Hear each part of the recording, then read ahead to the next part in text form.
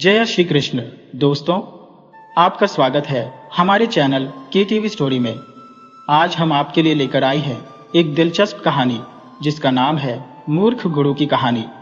अगर आपको ये कहानी पसंद आए तो कृपया वीडियो को लाइक करें, चैनल को सब्सक्राइब करें और बेल आइकन को दबाना न भूलें। तो चलिए दोस्तों, कहानी की तरफ बढ़ते हैं। एक समय की बात है, एक गांव में पंडित मायानाथ नाम के एक प्रसिद्ध गुरुजी रहते थे। वे खुद को बहुत बड़ा ज्ञानी और तांत्रिक मानते थे। गांव के लोग उन्हें बहुत सम्मान की नजर से देखते थे, क्योंकि उन्होंने हमेशा खुद को एक महान साधक और सिद्ध पुरुष के रूप में पेश किया था। उनकी बातों में इतना असर था कि लोग उनके हर शब्द को सच मान लेते थे। वे जो भी कहते, भक्त बिना सोचे समझे उस पर विश्वास कर लेते। गुरुजी को यह बात बहुत पसंद थी कि लोग उनकी आज्ञा का पालन करते हैं और बिना किसी सवाल के उनकी हर बात को सच मानते हैं। गुरुजी का आश्रम गांव के किनारे एक बड़े पीपल के पेड़ के नीचे बना हुआ था। वहां हर दिन भक्तों की भीड़ लगी रहती थी। लोग अपनी समस्याएं लेकर आते और गुरुजी उन्हें अजीब अजीब उपाय बताते। कोई भी उनकी बातों को टोकने की हिम्मत नहीं करता था, क्योंकि जिसने भी उनके ज्ञान पर सवाल उठाया उसे गुरुजी ने श्राप देने की धमकी दी। धीरे धीरे गांव के लोग उनसे डरने लगे और उनकी हर बात को आंख मूंदकर मानने लगे। लेकिन गुरुजी को इस बात का एहसास नहीं था कि यह डर और अंधविश्वास उनकी मूर्खता को ज्यादा दिन तक छिपा नहीं पाएगा। गुरुजी को अपनी बुद्धिमत्ता पर इतना घमंड था कि वे किसी से भी सीखने के लिए तैयार नहीं थे।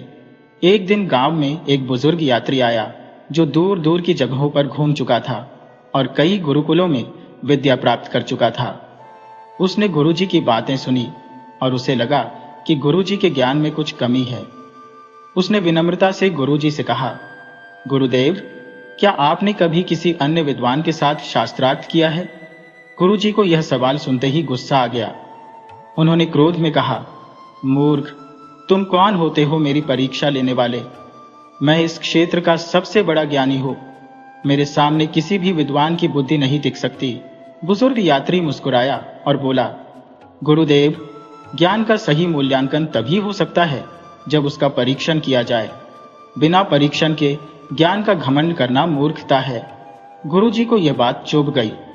उन्होंने अपने भक्तों से कहा, इस अज्ञानी को आश्रम से बाहर निकाल दो। यह मेरी प्रतिष्ठा को ठेस पहुंचाने आया है। भक्तों ने बिना किसी तर्क के गुरुजी का आदेश मान लिया और बुजुर्ग यात्री को धक्के देकर बाहर निकाल दिया। गांव वालों ने यह सब देखा, लेकिन कोई भी गुरुजी के खिलाफ बोलने की हिम्मत नहीं कर सका। समय बीतता गया और गुरुजी का घमंड बढ़ता गया। वे अपने शिष्यों को ऐसे ज्ञान की बातें सिखाते जिनका कोई वास्तविक आधार नहीं होता था।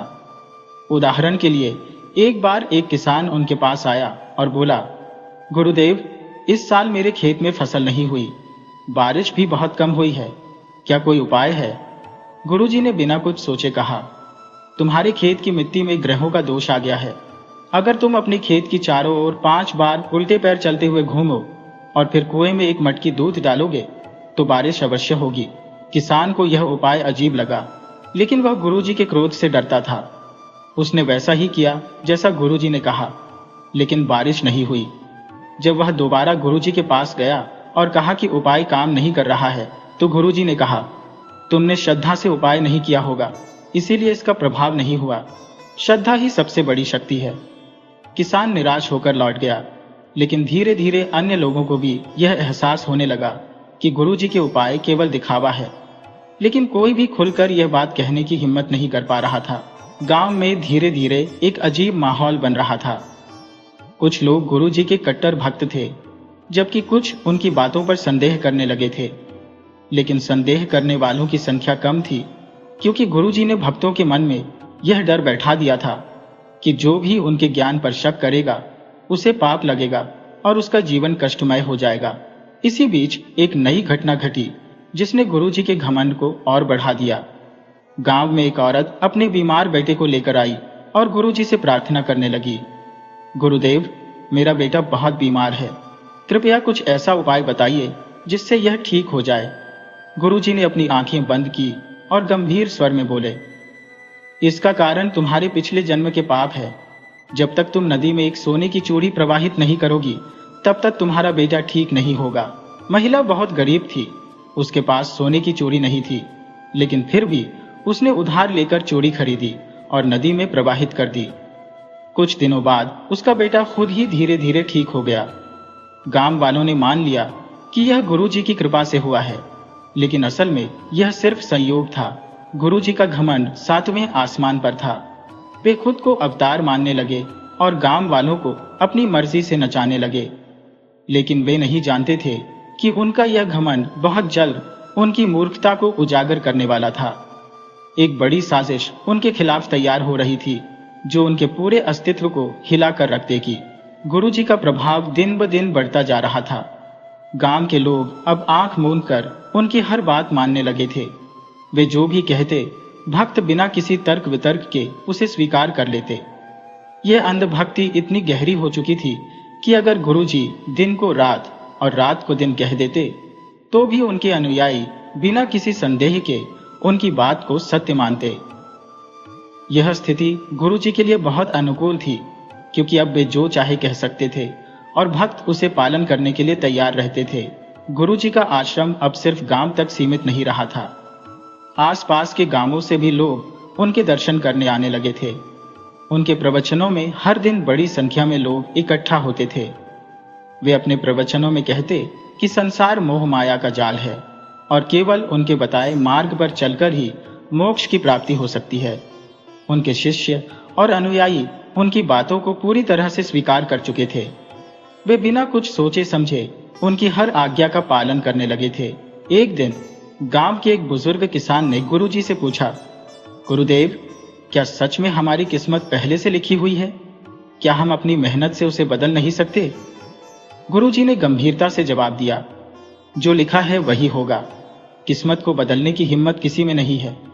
यदि किसी को अपनी तकदीर बदलनी है तो उसे मेरी शरण में आना होगा और मेरे बताए नियमों का पालन करना होगा, तभी वह अपने पापों से मुक्त हो सकता है। गांव वालों ने इसे एक अटल सत्य मान लिया और अब वे अपने दुखों और परेशानियों का हल मेहनत में नहीं, बल्कि गुरुजी के बताए उपायों में ढूंढने लगे। धीरे धीरे वे आलसी और अकर्मण्य होते जा रहे थे। खेती बाड़ी छोड़कर वे अधिकतर समय गुरुजी के आश्रम में भजन कीर्तन करने और चमत्कारों की आस लगाए बैठे रहते थे। गुरुजी इस स्थिति से बहुत प्रसन्न थे। अब उनके पास बहुत धन संपत्ति आने लगी थी। भक्त उन्हें उपहार में सोना, चांदी, अनाज, कपड़े और पैसे देने लगे थे। वे इसे धर्म और पुण्य का काम समझते थे। लेकिन इस अंधभक्ति ने गुरुजी के दिमाग में और अधिक अहंकार भर दिया। वे अब खुद को किसी देवता से कम नहीं समझते थे। लेकिन इस अंधभक्ति के कारण गांव में कई समस्याएं भी उत्पन्न होने लगी थी। गांव के लोग अब हर समस्या के हल के लिए गुरुजी के पास जाने लगे थे, चाहे वह बीमारी हो, व्यापार में नुकसान हो या पारिवारिक विवाद। गुरुजी हर समस्या का समाधान अपने ढंग से देते, जो अक्सर तर्कहीन होता। एक दिन गांव के एक व्यापारी ने आकर कहा, गुरुदेव, मेरा व्यापार बहुत घाटे में चल रहा है। कोई उपाय बताइए जिससे मेरा व्यापार फिर से फल फूल सके। गुरुजी ने अपनी आंखें बंद की, कुछ देर तक ध्यान लगाया और फिर बोले, यह तुम्हारे पूर्वजों के पापों का परिणाम है। यदि तुम अपने घर के आंगन में 5 काले मुर्गे छोड़ोगे और 7 रातों तक बिना भोजन किए रहोगे, तो तुम्हारे व्यापार में फिर से लाभ होने लगेगा। व्यापारी ने बिना कुछ सोचे समझे गुरुजी की बात मान ली और वैसा ही किया। लेकिन कुछ हफ्तों बाद भी उसके व्यापार में कोई सुधार नहीं हुआ। उसने फिर गुरुजी से आकर कहा, गुरुदेव, मैंने आपकी दी हुई विधि पूरी श्रद्धा से अपनाई, लेकिन मेरा व्यापार अभी भी घाटे में है। गुरुजी ने गंभीर स्वर में कहा, इसका अर्थ यह है कि तुमने विधि में कहीं ना कहीं त्रुटि कर दी होगी। श्रद्धा से किया गया उपाय कभी असफल नहीं होता। अब तुम्हें एक और उपाय करना होगा। व्यापारी अब पूरी तरह से गुरुजी के चंगुल में फंस चुका था। उसने अगले उपाय के लिए हामी भर दी। गुरुजी ने उसे एक और कठिन और महंगा उपाय बता दिया। धीरे धीरे गांव के कई अन्य लोग भी इसी तरह से गुरुजी के भ्रमजाल में फंसते जा रहे थे। लेकिन इस अंधभक्ति के कारण गांव में कई परेशानियां भी बढ़ने लगी थी। लोग अब मेहनत करना छोड़ रहे थे और हर चीज के लिए गुरुजी के आशीर्वाद पर निर्भर हो रहे थे। कई लोगों ने अपने गहने और जमीन जायदाद बेचकर गुरुजी को दान में दे दी थी ताकि वे उनके पापों से मुक्त हो सकें। इसी बीच गांव में एक शिक्षित युवक आया जिसका नाम समीर था। वह बचपन में ही गांव छोड़कर शहर पढ़ाई करने चला गया था और अब वापस लौटा था। उसने गांव की बदली हुई स्थिति देखकर हैरानी जताई। जब उसने सुना कि गांव वाले अब मेहनत छोड़कर गुरुजी के उपायों पर निर्भर हो गए हैं तो उसे बहुत चिंता हुई। एक दिन समीर ने अपने पिता से पूछा, पिताजी, क्या गुरुजी सच में इतने बड़े ज्ञानी हैं कि वे भविष्य भी देख सकते हैं और लोगों की तकदीर बदल सकते हैं? उसके पिता बोले, बेटा, गुरुजी बहुत बड़े संत हैं। उनके पास अद्भुत शक्तियां हैं। वे जो भी कहते हैं वह सच होता है।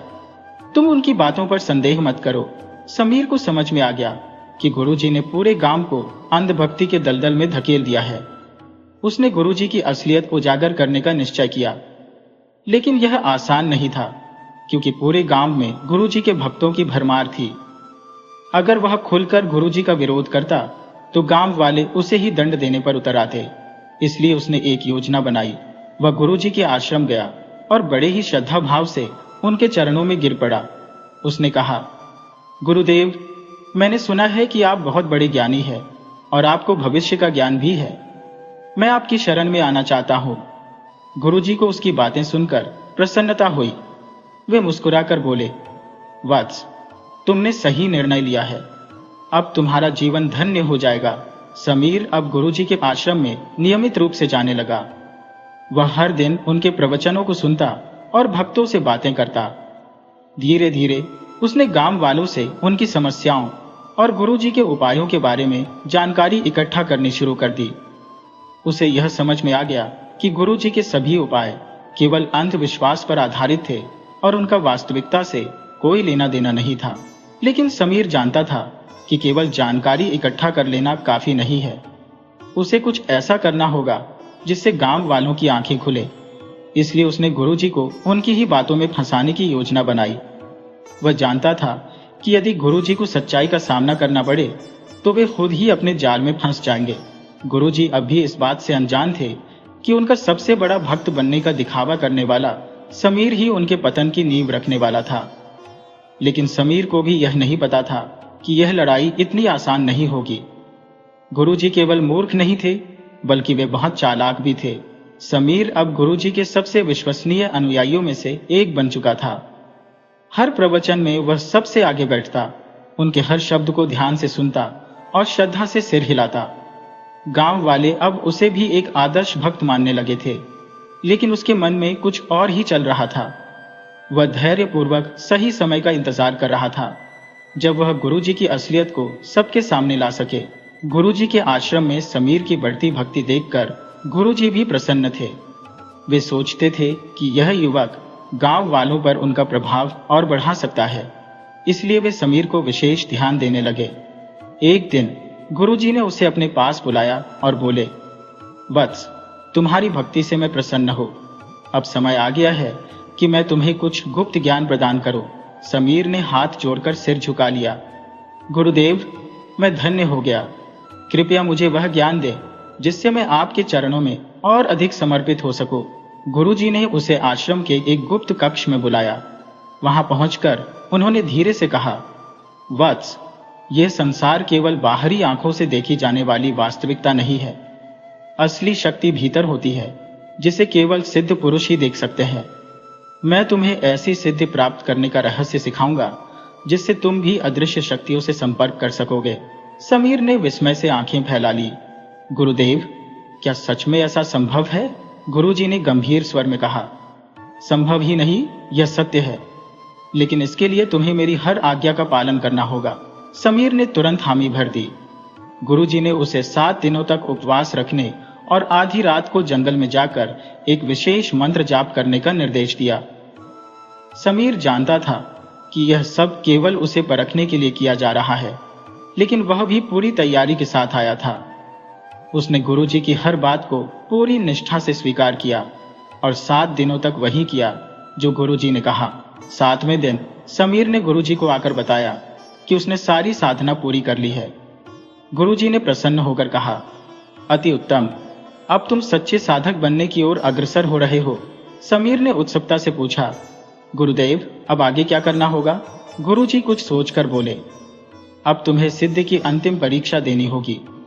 इस बार तुम्हें गांव के सबसे बड़े पेड़ के नीचे जाकर रात भर बिना हिले डुले साधना करनी होगी। अगर तुम्हारे मन में कोई भय नहीं होगा तो तुम्हें दिव्य दर्शन होंगे। समीर जानता था कि यह एक और धोखा है, लेकिन उसने तुरंत हामी भर दी। वह रात में गांव के सबसे बड़े पेड़ के नीचे जा बैठा, लेकिन उसने वहां अकेले साधना नहीं की। उसने कुछ गांव वालों को भी छिपकर देखने के लिए बुला लिया था, ताकि वे खुद देख सकें कि गुरुजी की बातें कितनी सच थी। रात भर कुछ नहीं हुआ। अगली सुबह समीर ने गांव वालों से कहा, गुरुजी की बात सच थी, मुझे दिव्य दर्शन हुए। गांव वालों ने उसकी बात पर विश्वास कर लिया, लेकिन समीर का असली इरादा कुछ और था। अब समीर ने गुरुजी की परीक्षा लेने की योजना बनाई। अगले दिन उसने गुरुजी के सामने एक झूठी समस्या रखी। वह उनके पास गया और बोला, गुरुदेव, मेरे ऊपर कोई अदृश्य शक्ति हावी हो रही है। जब भी मैं अकेला होता हूं, कोई मेरे कान में फुसफुसाता है। कभी कभी तो ऐसा लगता है कि कोई मुझे खींच रहा है। आप ही मुझे इस संकट से बचा सकते हैं। गुरुजी थोड़े घबरा गए। उन्होंने समीर को देखा और कुछ सोचते हुए बोले, यह एक गंभीर समस्या है। तुम्हें एक विशेष हवन करना होगा, उसके बाद ही तुम्हारी मुसीबत दूर होगी। समीर ने तुरंत कहा, गुरुदेव, हवन तो मैं अवश्य करूंगा, लेकिन कृपया पहले आप स्वयं जांच लें कि मुझे क्या हो रहा है। गुरुजी को पहली बार किसी ने इस तरह चुनौती दी थी, लेकिन वे अपनी छवि बनाए रखने के लिए तैयार हो गए। समीर उन्हें लेकर उसी पेड़ के पास गया जहां उसने रात को साधना की थी। वहां पहुंचते ही समीर ने पहले से छिपे गांव वालों को इशारा किया और अचानक पेड़ के पीछे से अजीबोगरीब आवाजें आने लगी। किसी ने खुसफुसाते हुए कहा, गुरुजी, हमने आपकी पोल खोल दी। गुरुजी घबरा गए। उनके चेहरे से सारा रंग उड़ गया। वे एकदम चौंक कर पीछे हटे और घबराई हुई आवाज में बोले, कौन है वहां? आवाज और तेज हो गई, गुरुजी, आपकी सिद्ध झूठी है। आप केवल गांव वालों को मूर्ख बना रहे हैं। गुरुजी अब पूरी तरह से डर चुके थे। उन्होंने समीर की ओर देखा, लेकिन वह शांत भाव से खड़ा था।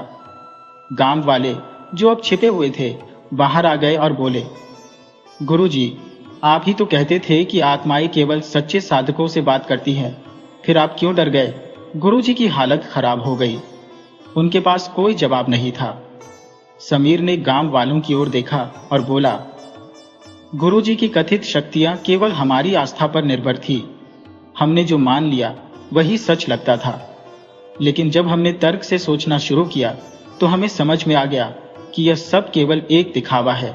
गांव वालों को अब सच्चाई का एहसास होने लगा था। कुछ लोग अभी भी संशय में थे, लेकिन कई लोग अब समझ चुके थे कि वे कितने वर्षों से एक झूठे गुरु के चक्कर में पड़े थे।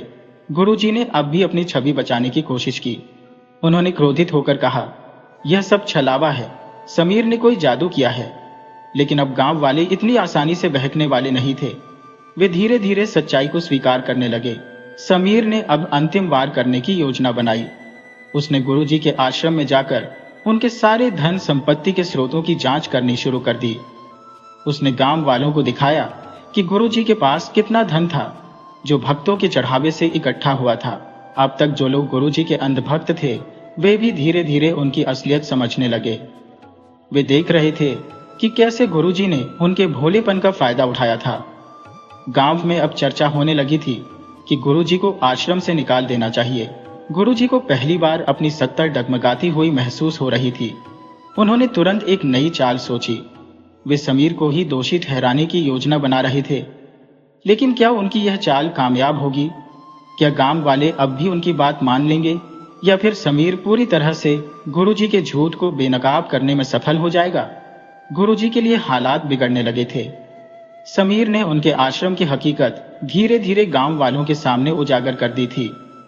कई लोग जो पहले आंख मूंद कर गुरुजी की बातों को मानते थे, अब शक करने लगे थे। लेकिन गुरुजी इतने सालों से गांव में अपनी पकड़ बनाए हुए थे। वे इतनी आसानी से हार मानने वाले नहीं थे।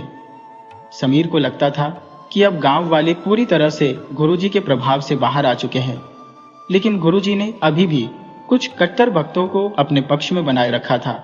वे जानते थे कि अगर वे समीर को ही दोषी ठहरा दें तो स्थिति पलट सकती है। उन्होंने एक चाल चली। गुरुजी ने अपने आश्रम में एक विशेष सभा बुलाई। उन्होंने घोषणा की कि वे एक चमत्कार करके यह साबित करेंगे कि वे वास्तव में सिद्ध पुरुष हैं। उन्होंने गांव वालों से कहा, जो लोग मेरे ऊपर संदेह कर रहे हैं वे आज अपनी आंखों से देख लेंगे कि मेरी सिद्धियां वास्तविक है। गांव में इस घोषणा से हड़कंप मच गया। जो लोग समीर की बातों से प्रभावित होकर गुरुजी पर शक करने लगे थे, वे भी चमत्कार देखने के लिए उत्सुक हो गए। समीर को भी यह समझ में आ गया कि गुरुजी अब कोई बड़ा नाटक करने वाले हैं। उसने तय किया कि वह इस बार भी उनकी सच्चाई को उजागर करेगा। सभा के दिन गुरुजी ने अपने चमत्कार की तैयारी कर रखी थी। उन्होंने कहा कि वे गांव के सबसे कमजोर बीमार व्यक्ति को अपने मंत्रों से ठीक कर देंगे। गांव के एक बूढ़े व्यक्ति को लाया गया जो महीनों से बिस्तर पर पड़ा हुआ था। गुरुजी ने सबके सामने अपनी आंखें बंद की और जोर जोर से मंत्र पढ़ने लगे। उनके कट्टर भक्त इस दौरान उनके चारों ओर घेरा बनाकर खड़े हो गए ताकि कोई उनकी चाल को समझ न सके। समीर भीड़ में खड़ा सब कुछ देख रहा था। उसे गुरुजी की चाल समझ में आ चुकी थी। गुरुजी ने बूढ़े व्यक्ति के सिर पर हाथ रखा और जोर से बोले, उठो, तुम्हारी सारी बीमारियां चली गई है। अचानक बूढ़ा कांपने लगा और धीरे धीरे खड़ा हो गया। भीड़ में कई लोग यह देखकर अचंभित रह गए और कुछ तो गुरुजी के झंडे लगाने लगे। समीर समझ गया कि यह सब गुरुजी की चाल है। उसने तुरंत भीड़ के बीच से आवाज लगाई, रुको, ये सब नाटक है। इस बूढ़े को पहले से ही ठीक कर दिया गया है। गुरुजी समीर की इस बात से तिलमिला उठे और बोले, अगर तुम यह साबित कर दो कि यह सब झूठ था तो मैं अपने आश्रम को हमेशा के लिए छोड़ दूंगा। समीर को यह मौका चाहिए था। वह बूढ़े व्यक्ति के पास गया और उससे धीरे धीरे सवाल पूछने लगा। बुजुर्ग हड़बड़ा गया और उसके जवाब गड़बड़ा गए। तभी समीर ने गांव वालों से कहा, अगर गुरुजी में इतनी ही शक्ति है तो वे किसी भी व्यक्ति को ठीक कर सकते हैं। क्यों ना हम खुद तय करें कि कौन बीमार है। गांव वाले भी अब पूरी तरह से जागरूक हो चुके थे। उन्होंने तुरंत ही भीड़ में से एक और बीमार व्यक्ति को आगे लाने को कहा। यह देखकर गुरुजी के चेहरे का रंग उड़ गया। गुरुजी ने बहाने बनाने की कोशिश की, लेकिन गांव वालों ने अब उन्हें घेर लिया था। समीर ने सबको बताया कि कैसे गुरुजी लोगों की भावनाओं का फायदा उठाते थे और चमत्कारों का नाटक करते थे। धीरे धीरे गांव वालों को समझ आ गया कि वे इतने वर्षों तक एक धोखेबाज के चंगुल में फंसे हुए थे। गुस्साए गांव वालों ने गुरुजी को अपने गांव से बाहर निकालने का फैसला किया। कुछ भक्त अभी भी गुरुजी के पक्ष में थे, लेकिन जब बहुमत उनके खिलाफ हो गया तो गुरुजी को गांव छोड़कर जाना पड़ा। गांव में एक नए युग की शुरुआत हुई। लोग अब किसी भी अंधविश्वास में नहीं फंसते थे। समीर की मेहनत रंग लाई थी। गांव में अब शिक्षा और जागरूकता का प्रकाश फैल चुका था और उस दिन से किसी भी ढोंगी गुरु को गांव में जगह नहीं मिली।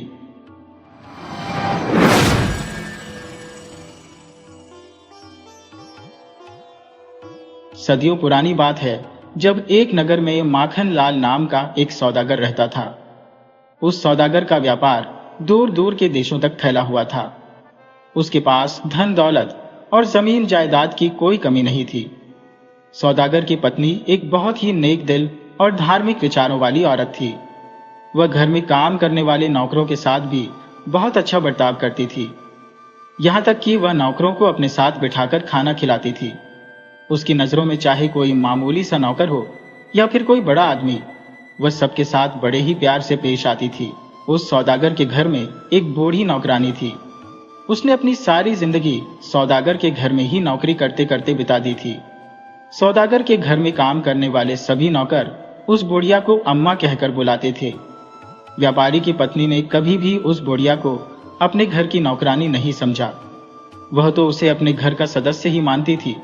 सौदागर भी बूढ़ी अम्मा के साथ अपने दिल की हर बात कर लिया करता था। इसी दौरान सौदागर की पत्नी गर्भवती हो गई। अब सभी लोग इस आने वाली औलाद का बड़ी ही बेसब्री से इंतजार कर रहे थे। कुछ महीनों के बाद एक दिन ऐसा भी आया जब सौदागर की जिंदगी में अंधेरा सा छा गया। जब उस सौदागर की पत्नी ने एक बहुत ही सुंदर बेटी को जन्म दिया, लेकिन जैसे ही बच्ची का जन्म हुआ, सौदागर की पत्नी इस दुनिया से चल बसी। पत्नी की मौत ने सौदागर को गहरे सदमे में डाल दिया। सौदागर की पत्नी की मौत की खबर पूरे शहर में फैल चुकी थी। सभी लोगों को इस बात का बड़ा ही दुख था, जबकि सौदागर के मन में यह बात बैठ गई थी कि बेटी के पैदा होते ही मेरी पत्नी इस दुनिया से चली गई। अगर ये पैदा ना हुई होती तो आज मेरी पत्नी मेरे साथ होती। मेरी बेटी पैदा होते ही अपनी माँ को खा गई, क्योंकि सौदागर अपनी पत्नी से बहुत ही प्यार करता था। उससे अपनी पत्नी की मौत बर्दाश्त नहीं हो पा रही थी। उसने पहले ही दिन से अपनी बेटी की शक्ल तक नहीं देखी। वह तो दिल ही दिल में अपनी बेटी से नफरत करने लगा था।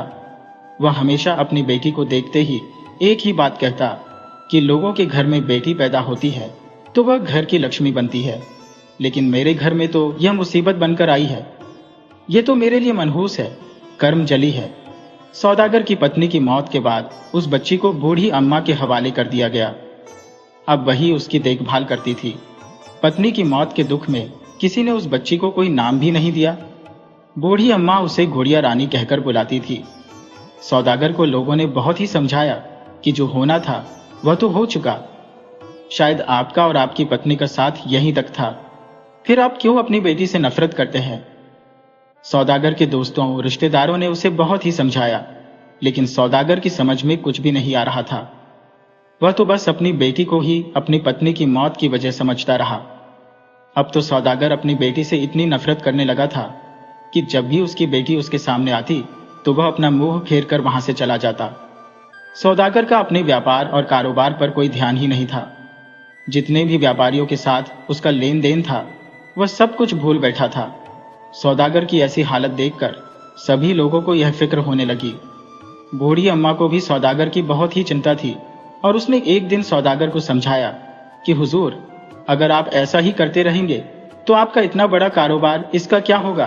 अगर बाकी लोगों को आपकी हालत के बारे में पता चल गया तो लोग जरा भी देर नहीं लगाएंगे और आपके कारोबार को हड़प लेंगे। अपनी बूढ़ी नौकरानी की बातें सौदागर की समझ में आने लगी, लेकिन वह अपनी पत्नी की मौत को भुला नहीं पा रहा था। उसकी बेटी रोती रहती, तब भी सौदागर अपनी बेटी की तरफ एक नजर भी नहीं देखता था। बूढ़ी अम्मा उसकी बेटी की बहुत ही अच्छे से देखभाल कर रही थी, परंतु सौदागर तो अपनी बेटी को मनहूस और कर्मजली कहता था, इसीलिए उसकी बेटी का नाम कर्मजली पड़ गया। ऐसे हालात देखकर सौदागर के दोस्तों, रिश्तेदारों ने उसे दूसरी शादी करने की सलाह दी, क्योंकि सौदागर के दुख को दूर करने के लिए यह करना जरूरी था। वैसे भी छोटी बच्ची को एक माँ की जरूरत थी, क्योंकि आखिर कब तक वह बूढ़ी अम्मा बच्ची का ख्याल रखती। आखिरकार सौदागर ने दूसरी शादी करने का फैसला ले लिया और फिर एक अच्छी और सुंदर लड़की देखकर सौदागर ने शादी कर ली। अब जबकि गुड़िया रानी का असली बाप ही उससे प्यार नहीं करता था, तो भला सौतेली माँ उसे कैसे प्यार करती? सौतेली माँ ने भी कभी गुड़िया रानी को अपनी गोद में नहीं उठाया। धीरे धीरे सौतेली माँ भी गुड़िया रानी से बहुत ही नफरत करने लगी।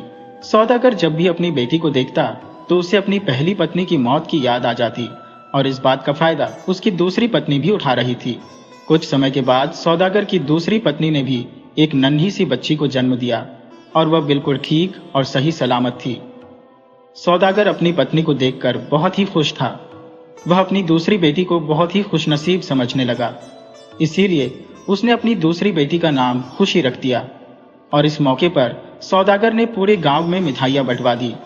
यह सब देखते हुए सौदागर की बूढ़ी नौकरानी मन ही मन सोच रही थी कि पहली बेटी को तो सौदागर देखना भी पसंद नहीं करता, जबकि दूसरी बेटी की पैदाइश पर वह खुशी में मिठाइयां बांट रहा है। इस तरह से अब खुशी और गुड़िया रानी दोनों साथ साथ पल रही थी। सौदागर और उसकी दूसरी पत्नी अपनी छोटी बेटी से बहुत ही प्यार करते थे। उन्होंने उसे बड़े लाड प्यार से पाला, उसकी हर जिद को पूरा किया।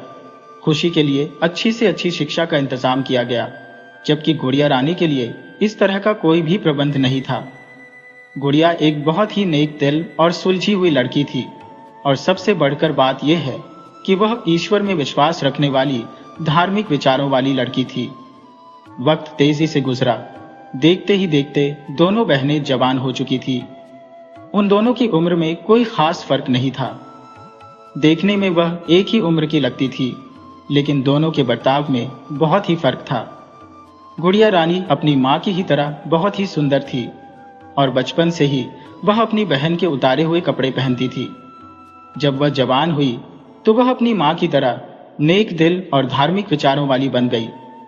जबकि खुशी बहुत ही घमंडी लड़की थी। वो सारा दिन घर की नौकरों पर चिल्लाया करती। बूढ़ी अम्मा को भी वह एक नौकरानी ही समझती थी। उसे अपने आप पर बहुत ही घमंड था, क्योंकि उसके पास माँ और बाप दोनों मौजूद थे। जबकि दूसरी तरफ गुड़िया थी, जिससे उसका पिता बिल्कुल भी पसंद नहीं करता था। माँ उसे डांटती और उसकी बहन हमेशा उसे नीचा दिखाती। सौदागर ने जब यह देखा कि उसकी बड़ी बेटी देखने में बिल्कुल अपनी माँ पर गई है, तो उसका गुस्सा और भी 7वें आसमान पर पहुंच गया। उसको देखते ही सौदागर को फिर से अपना दुख याद आ जाता था। उसने अपने नौकरों को आदेश दिया कि जब भी मैं घर पर आऊं तो मेरी कर्मजली बेटी मेरे सामने दिखाई नहीं देनी चाहिए। इसीलिए बूढ़ी नौकरानी अधिकतर समय गुड़िया को अपने कमरे में ही रखती थी। जब एक सगा बाप ही अपनी बेटी की खुशी ना देख पाता हो तो भला सौतेली माँ उसे कैसे बर्दाश्त कर सकती थी। तो एक दिन सौतेली माँ ने सौदागर से कहा, देखिए जी, हमारी दोनों बेटियां जवान हो चुकी है और मैं चाहती हूँ कि इनकी शादी जल्दी से जल्दी कर दी जाए। सौदागर भी अपनी कर्मजली बेटी की शादी जल्द ही कर देना चाहता था, ताकि उसकी जान इससे छूट जाए। सौदागर ने कहा, हाँ, तुम ठीक कहती हो, हमें जल्दी से जल्दी इसकी शादी कर देनी चाहिए, ताकि इस कर्मजली का साया हमारे घर से दूर हो जाए। सौदागर की दूसरी पत्नी तो चाहती यही थी कि उसकी कर्मजली बेटी हमेशा दुखी रहे, उसे कभी भी कोई सुख नसीब ना हो। इसीलिए वह सौदागर से कहने लगी, क्यों ना हम पहले इस कर्मजली की शादी कर दें, ताकि इसका साया हमारी बेटी की शादी पर ना पड़े। हम अपनी बेटी की शादी बाद में धूमधाम से करेंगे, ताकि मेरी बेटी की खुशियों को किसी की नजर ना लगे। और जहां तक बात इस कर्मजली के लिए लड़का ढूंढने की है, तो वह लड़का भी इसी की तरह मनहूस होना चाहिए, क्योंकि अगर इसके लिए कोई अच्छा खासा लड़का तलाश किया तो ये कर्मजली उसके घर को भी खा जाएगी। इसलिए मेरी मानो तो किसी अच्छे भले लड़के की जिंदगी खराब मत कीजिए, क्योंकि ये लड़की जिसके भी घर में जाएगी अपनी माँ की ही तरह उस घर का बेड़ा गर्क कर देगी। यहाँ पर तो ये पैदा होते ही अपनी माँ को खा गई, तो फिर अगले घर में कदम रखते ही न जाने किस किस को खा जाएगी। और इसकी वजह से हम लोगों को इसके ससुराल वालों से न जाने क्या क्या सुनना पड़ेगा। सौदागर अपनी पत्नी की बात सुनकर कहने लगा, तुम बिल्कुल ठीक कहती हो। और फिर सौदागर ने अपने कुछ आदमियों को बुलाया और उनसे कहने लगा, मेरी कर्मजली बेटी के लिए कोई लूला लंगड़ा गरीब भिखारी तलाश करो, जिस लड़के का कोई खानदान ना हो। सौदागर के आदमी ऐसे ही लड़के की तलाश में निकल पड़े। वे लोग अलग अलग इलाकों में जाकर ऐसे लड़के को ढूंढने लगे। जब वे घूमते घूमते एक दूसरे गांव में पहुंचे तो उन्होंने देखा कि एक बुढ़िया भिखारिन भीख मांग रही थी, साथ ही उसका बेटा भी बैठा हुआ था। सौदागर के आदमी उस बुढ़िया के पास आए और कहने लगे, बूढ़ी अम्मा, हम तुम्हारे बेटे के लिए रिश्ता लेकर आए हैं। हमारे मालिक, जो कि एक बहुत बड़े सौदागर है, उनकी बड़ी बेटी की शादी तुम्हारे बेटे से करना चाहते हैं। बुढ़िया भिखारिन कहने लगी, बेटा, क्यों हमसे मजाक करते हो? हम तो पहले ही किस्मत के सताए हुए हैं। हमें सुबह से किसी ने भीख तक नहीं दी, ऊपर से तुम लोग क्यों हमारा मजाक बनाते हो? भला हम जैसे गरीब लोगों के साथ कोई बड़ा आदमी क्यों अपना रिश्ता रखेगा? नौकर ने कहा, अम्मा, हम मजाक नहीं कर रहे। हमारे मालिक, जो कि एक सौदागर है, उनकी बड़ी बेटी का रिश्ता आपके बेटे के लिए लाए हैं। यह सुनकर भिखारी बुढ़िया जोर जोर से हंसने लगी, लेकिन जब नौकरों ने उसे काफी देर तक समझाया तो वह मान गई और कहने लगी, ठीक है, अगर आप लोग मेरे बेटे के लिए रिश्ता लेकर आए हैं तो मुझे कोई ऐतराज नहीं है।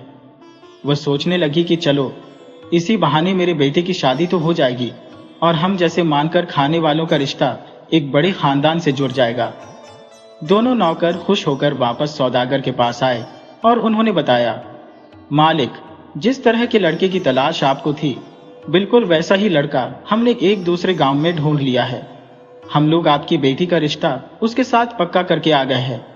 यह सुनकर सौदागर और उसकी पत्नी बहुत ही खुश हुए और कहने लगे, चलो, यह ठीक हो गया। कर्मजली के लिए हमें जैसा लड़का चाहिए था, वह तलाश अब खत्म हो गई। कुछ ही दिनों के बाद सौदागर की बड़ी बेटी की शादी उस भिखारिन के बेटे के साथ कर दी गई। जब उस बुढ़िया ने अपनी बहू को देखा तो यह देखकर हैरान रह गई कि यह तो कोई राजकुमारी की तरह सुंदर है। मैं तो सोच रही थी कि सौदागर की बेटी या तो बदसूरत होगी या फिर उसमें कोई कमी होगी, तभी तो इसका रिश्ता हम जैसे लोगों के साथ जोड़ा गया है। लेकिन इस लड़की में तो किसी चीज की कोई कमी नहीं है। बड़े ही सादा तरीके से उन दोनों की शादी कर दी गई। इतना बड़ा सौदागर होने के बावजूद भी उसने अपनी बेटी को दहेज के नाम पर एक कपड़ा तक नहीं दिया। इसके बाद वह बुढ़िया भिखारिन अपने बेटे और बहू को लेकर वापस अपने गांव में अपनी टूटी फूटी झोपड़ी में आ गई। गुड़िया रानी अपनी ससुराल को देखकर बहुत ही हैरान रह गई, क्योंकि वह पहले तो सौदागर के महल जैसे घर में रहती थी। वह दिल ही दिल में सोच रही थी कि आखिर मेरे पिता ने मुझसे बदला ले ही लिया, मेरी शादी एक भिखारी से करवा दी और मुझे ऐसी टूटी फूटी झोपड़ी में भेज दिया। मगर इसके बावजूद भी गुड़िया रानी ईश्वर का धन्यवाद करती। उसकी झोपड़ी में सोने के लिए तो दूर, बैठने के लिए भी कोई अच्छी सी जगह नहीं थी। गुड़िया रानी ने घर में एक छोटी सी भगवान की मूर्ति रखी।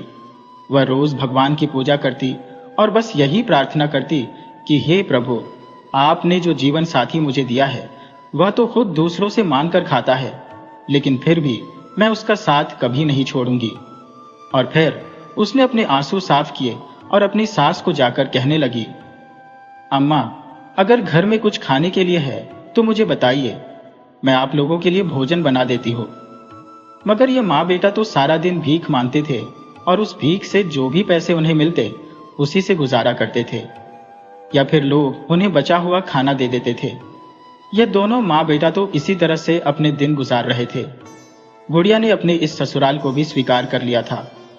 जैसे तैसे खुश रहते हुए वो उनके साथ अपने दिन गुजारने लगी।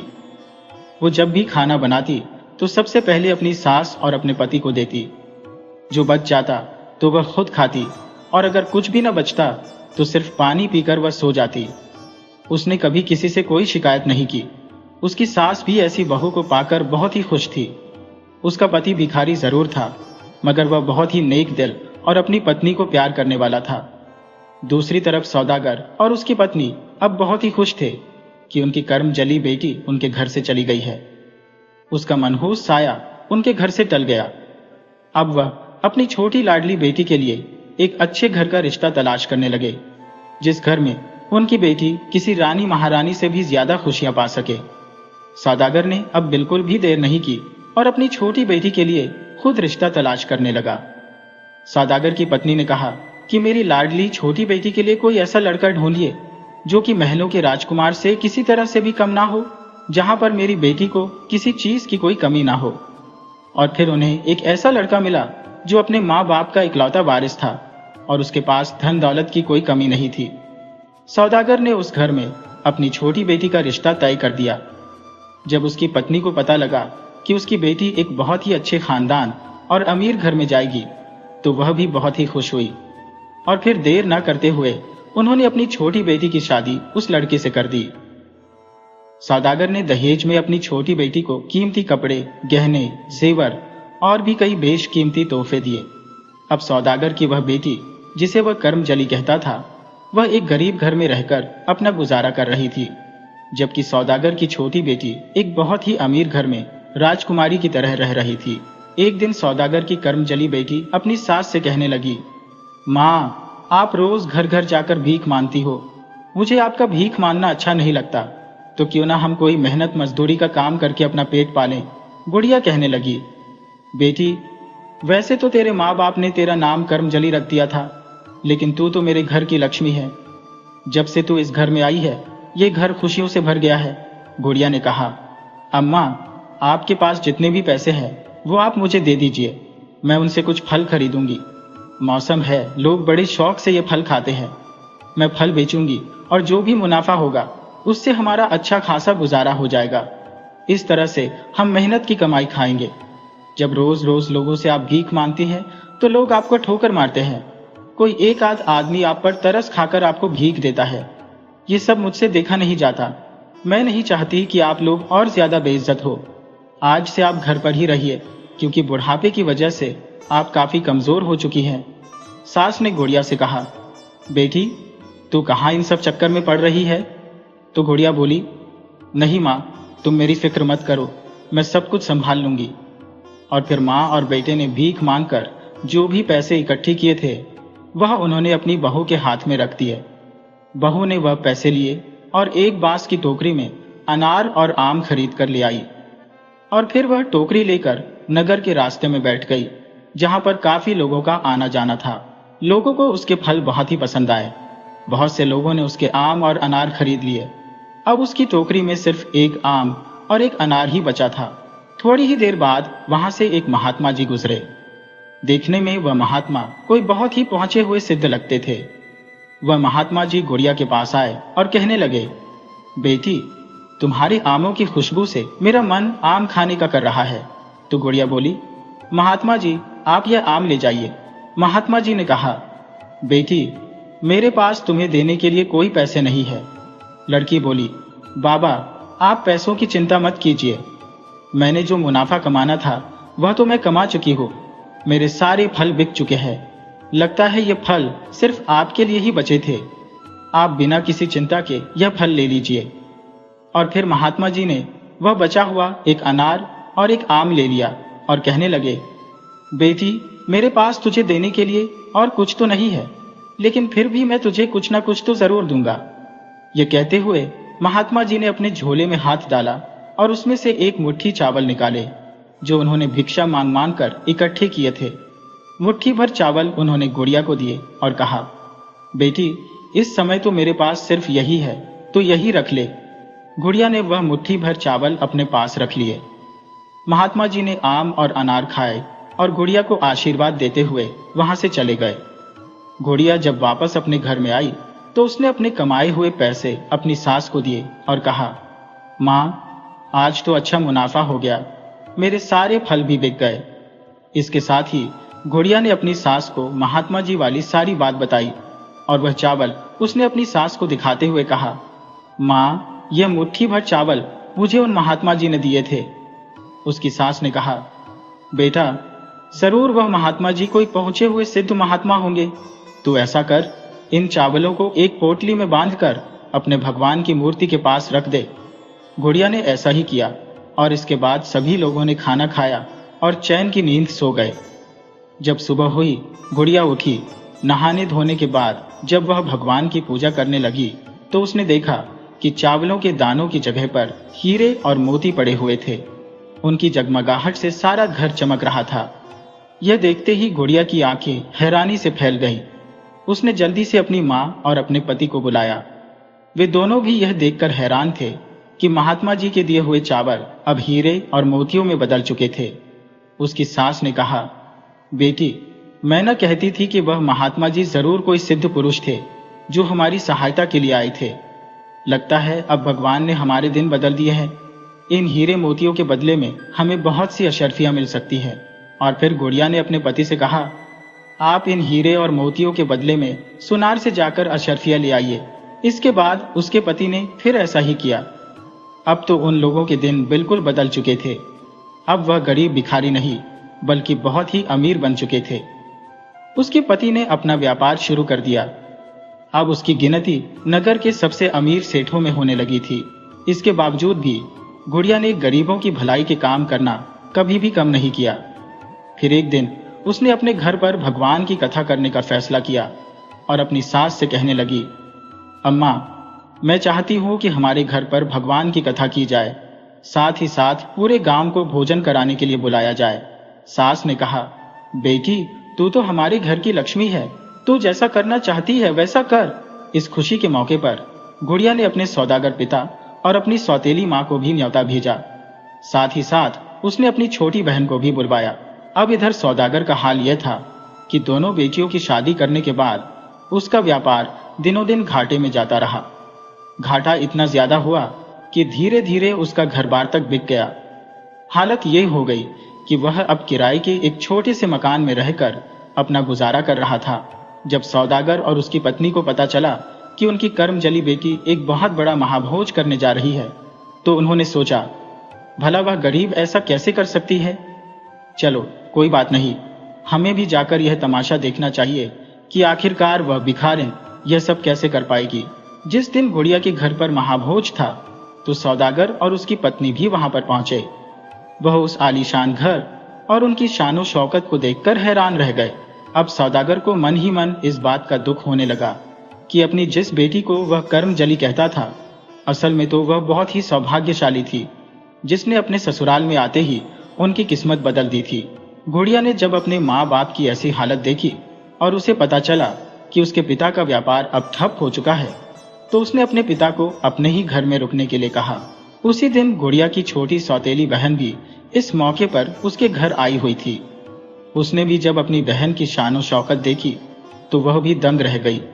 अब उसे भी अपनी गलती का एहसास हुआ कि अपनी जिस बहन को वह मनहूस समझती थी, वह तो असल में बहुत ही किस्मत वाली थी, जिसने अपनी मेहनत और अपनी अक्लमंदी से अपने ससुराल की काया ही पलट कर रख दी थी।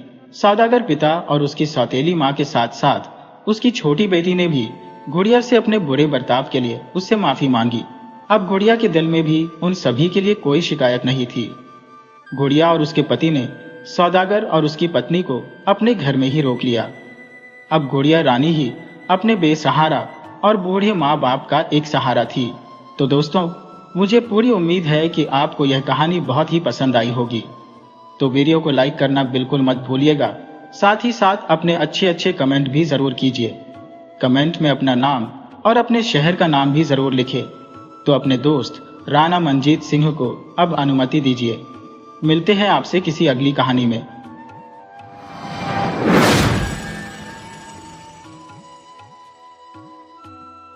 ये कहानी सैकड़ों साल पुरानी है, जब महात्मा संयंत अपने शिष्यों के साथ लोगों के कल्याण के लिए गांव-गांव घूमकर धर्म का प्रचार करते थे।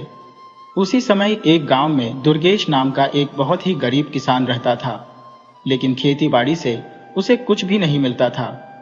उसके घर में 2 लोग थे, दुर्गेश और उसकी पत्नी। गांव में मेहनत मजदूरी करके दुर्गेश जो कुछ भी कमाता, उसी से अपना और अपनी पत्नी का पेट भरता था।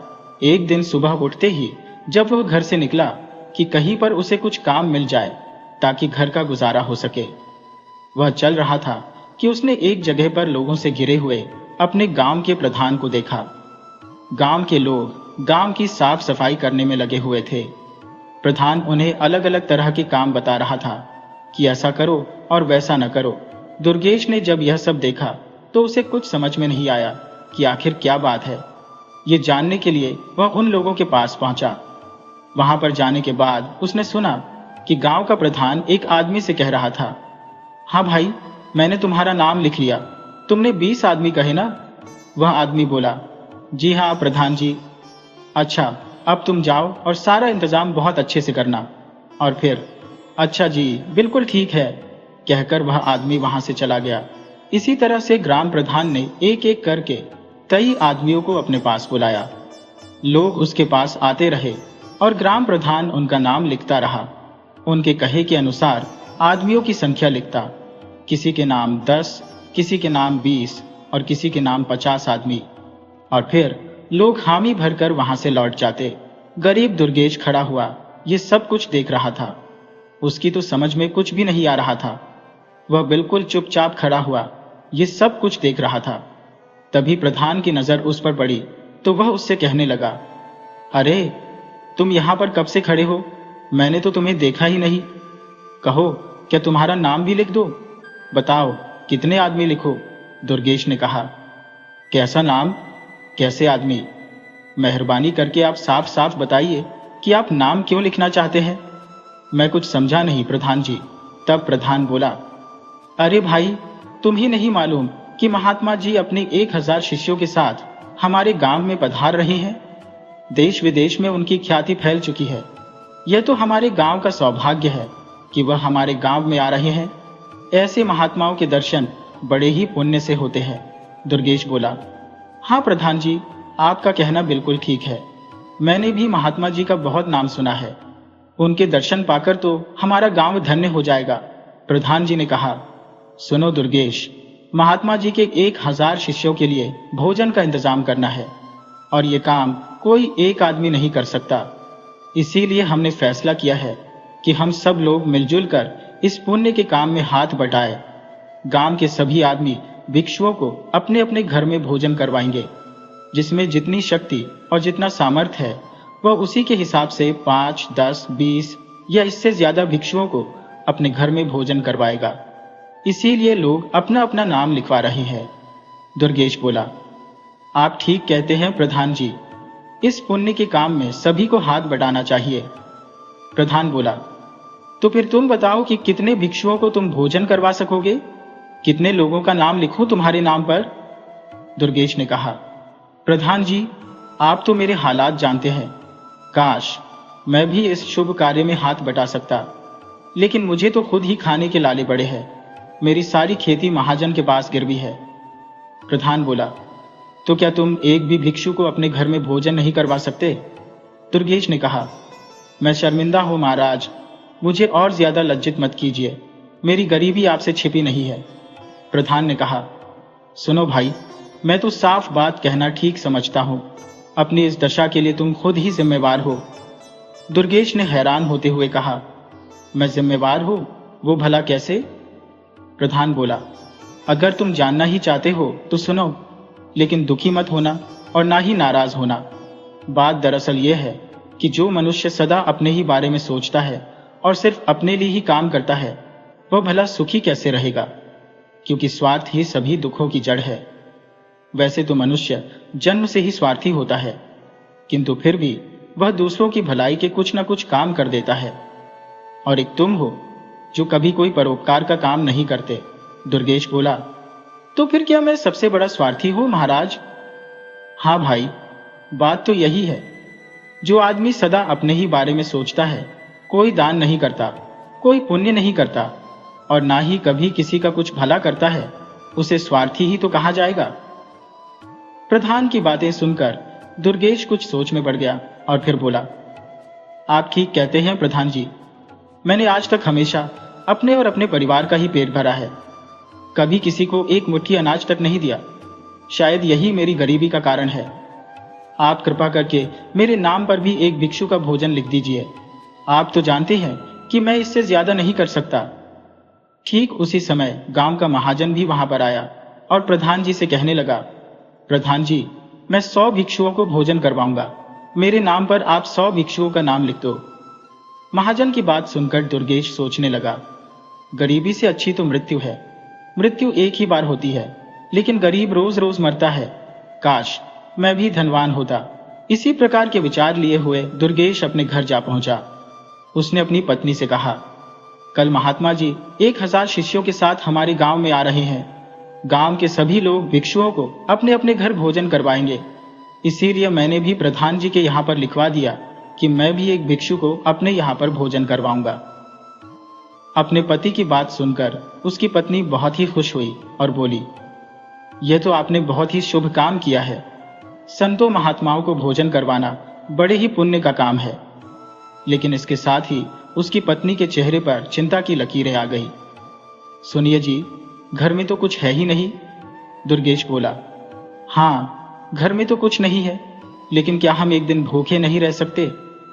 आप ठीक कहते हैं जी, हम एक दिन भूखे रह लेंगे, लेकिन भिक्षु को भोजन जरूर करवाएंगे। आज हम दोनों मजदूरी करेंगे ताकि भिक्षु को अच्छे से अच्छा भोजन करवा सके। हमारी गरीबी तो रोज की बात है, कभी तो कोई अच्छा काम करना ही चाहिए। हाँ, हम एक दिन भूखे रह लेंगे। पत्नी की बातें सुनकर दुर्गेश बहुत ही प्रसन्न हुआ। उसके मन से एक बहुत बड़ा बोझ उतर गया, क्योंकि अभी तक वह अपने मन में सोच रहा था कि उसकी पत्नी उसके इस काम से नाराज हो जाएगी। दोनों पति पत्नी पक्का इरादा करके अपने घर से मजदूरी करने के लिए निकल पड़े। वे दोनों मन ही मन भगवान से प्रार्थना कर रहे थे कि आज उन्हें कहीं कोई अच्छा काम मिल जाए, ताकि वह अपने अतिथि का अच्छे से स्वागत कर सकें। चलते चलते वह दोनों गांव के महाजन के घर के पास से गुजर रहे थे कि तभी उन्हें एक आवाज सुनाई दी, अरे भाई रुको। आवाज सुनकर दुर्गेश और उसकी पत्नी दोनों रुक गए। उन्होंने देखा कि गांव का महाजन उन्हें बुला रहा था। दुर्गेश बोला, कहिए साहब, क्या बात है?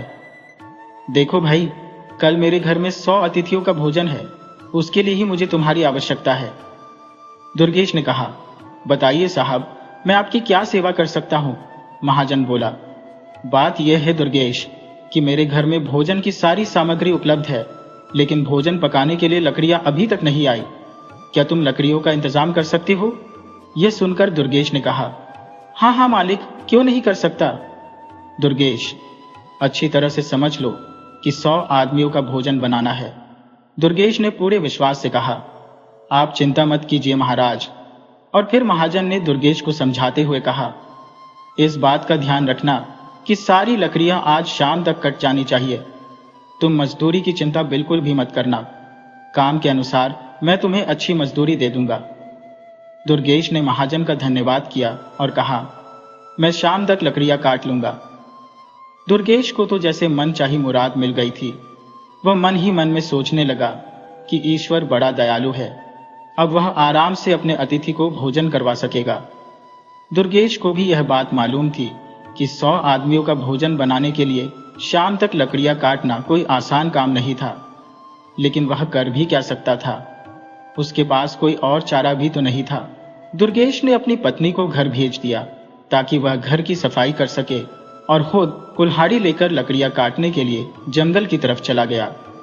जंगल में पहुंचकर दुर्गेश बड़ी ही मेहनत के साथ कड़कड़ाती धूप में लकड़ियां काटना शुरू कर देता है। यहां तक कि लकड़ियां काटते काटते उसके हाथों में छाले पड़ गए और बहुत ज्यादा थक जाने के बाद जब वह अतिथि के भोजन और उसके सत्कार के बारे में सोचता तो अपनी थकावट भूलकर और ज्यादा तेजी से काम करने लगता। अपनी मेहनत से कटी हुई लकड़ियों के ढेर को देखकर उसके मन में काफी संतोष हो रहा था। थोड़ा सा आराम करने के बाद वह एक बार फिर लकड़ियां काटने में लग गया। महाजन दिन में दुर्गेश को लकड़ियां काटते हुए देख चुका था। उसकी मेहनत को देखकर वह मन ही मन उसकी प्रशंसा कर रहा था। शाम के समय जब दुर्गेश महाजन के पास पहुंचा तो बोला, महाराज, मैंने लकड़ियां काट दी है। मुझे उम्मीद है कि लकड़ियां कम नहीं पड़ेंगी, आप चाहें तो देख लें। महाजन बोला, देखने की जरूरत नहीं है, मैं पहले ही देख चुका हूं। तुम सचमुच एक बहुत ही मेहनती आदमी हो। तुमने जितना काम एक दिन में कर दिया उतना काम तो 10 आदमी भी मिलकर नहीं कर सकते। मैं तुम्हारे काम से बहुत ही खुश हूं। दुर्गेश ने महाजन को धन्यवाद किया तो महाजन बोला, अरे भाई, धन्यवाद तो मुझे तुम्हें कहना चाहिए। तुमने मेरी एक बहुत बड़ी समस्या हल कर दी। तुम्हें इसकी मजदूरी एक टोकरी भरकर चावल मिलेंगे ताकि तुम अपने अतिथि को अच्छे से भोजन करवा सको और साथ ही साथ खुद भी तुम कई दिनों तक भोजन कर सकोगे। इतना कहकर महाजन ने अपने एक नौकर को आज्ञा दी कि बड़ी सी टोकरी में चावल ले आए। नौकर अंदर गया और थोड़ी ही देर में एक टोकरी में चावल भरकर और साथ ही कुछ सब्जियां लेकर बाहर आया। तब महाजन दुर्गेश से बोला, ये लो दुर्गेश, ये तुम्हारी मजदूरी है। इतना कहकर उसने चावल और सब्जियां दुर्गेश को दे दी। इतने ज्यादा चावल देखकर दुर्गेश ठगा सा रह गया। वो मजदूरी तो हमेशा करता था, लेकिन आज तक उसे इतनी मजदूरी कभी नहीं मिली थी। दुर्गेश कहने लगा, लेकिन महाराज, यह तो बहुत ज्यादा है।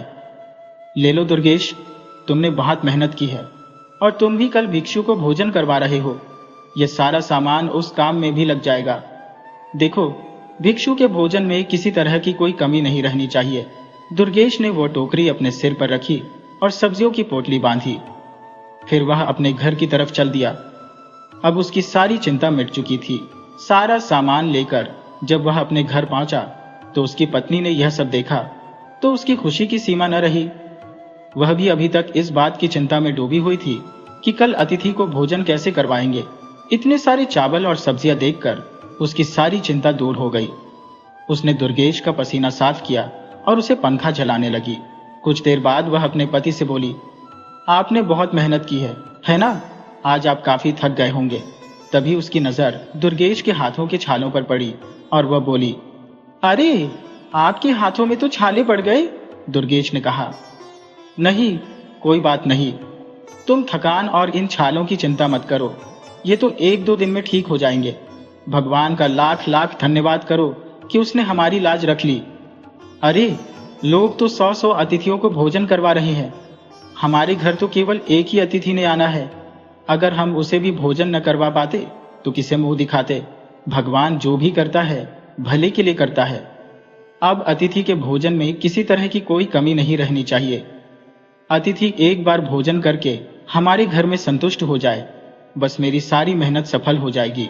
उसकी पत्नी ने दिलासा देते हुए कहा, आप चिंता मत कीजिए स्वामी, सामान तो आपने इकट्ठा कर रखा है, बस भोजन तैयार करने का काम रह गया है।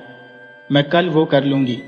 मुझे पक्का विश्वास है कि अतिथि के लिए अच्छे से अच्छा भोजन बनेगा और वह हमारे घर से प्रसन्न होकर जाएगा। आपने सुबह से कुछ खाया पिया नहीं है, चलिए भोजन कर लीजिए। भोजन करने के बाद दोनों पति पत्नी सो गए। जब सुबह वे उठे तो दुर्गेश की पत्नी अपने भिक्षुक अतिथि के लिए भोजन बनाने की तैयारियों में जुट गई। दुर्गेश ग्राम प्रधान के घर की तरफ चल दिया, क्योंकि उसे वहीं से अतिथि को लेकर आना था।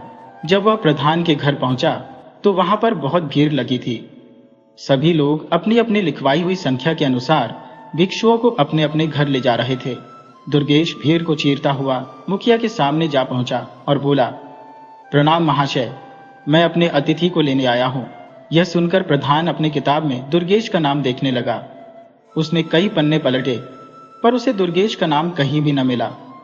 वह बड़ी ही कशमकश में पड़ गया और बोला, अरे भाई, तुम्हारा नाम तो मुझे कहीं नजर ही नहीं आ रहा।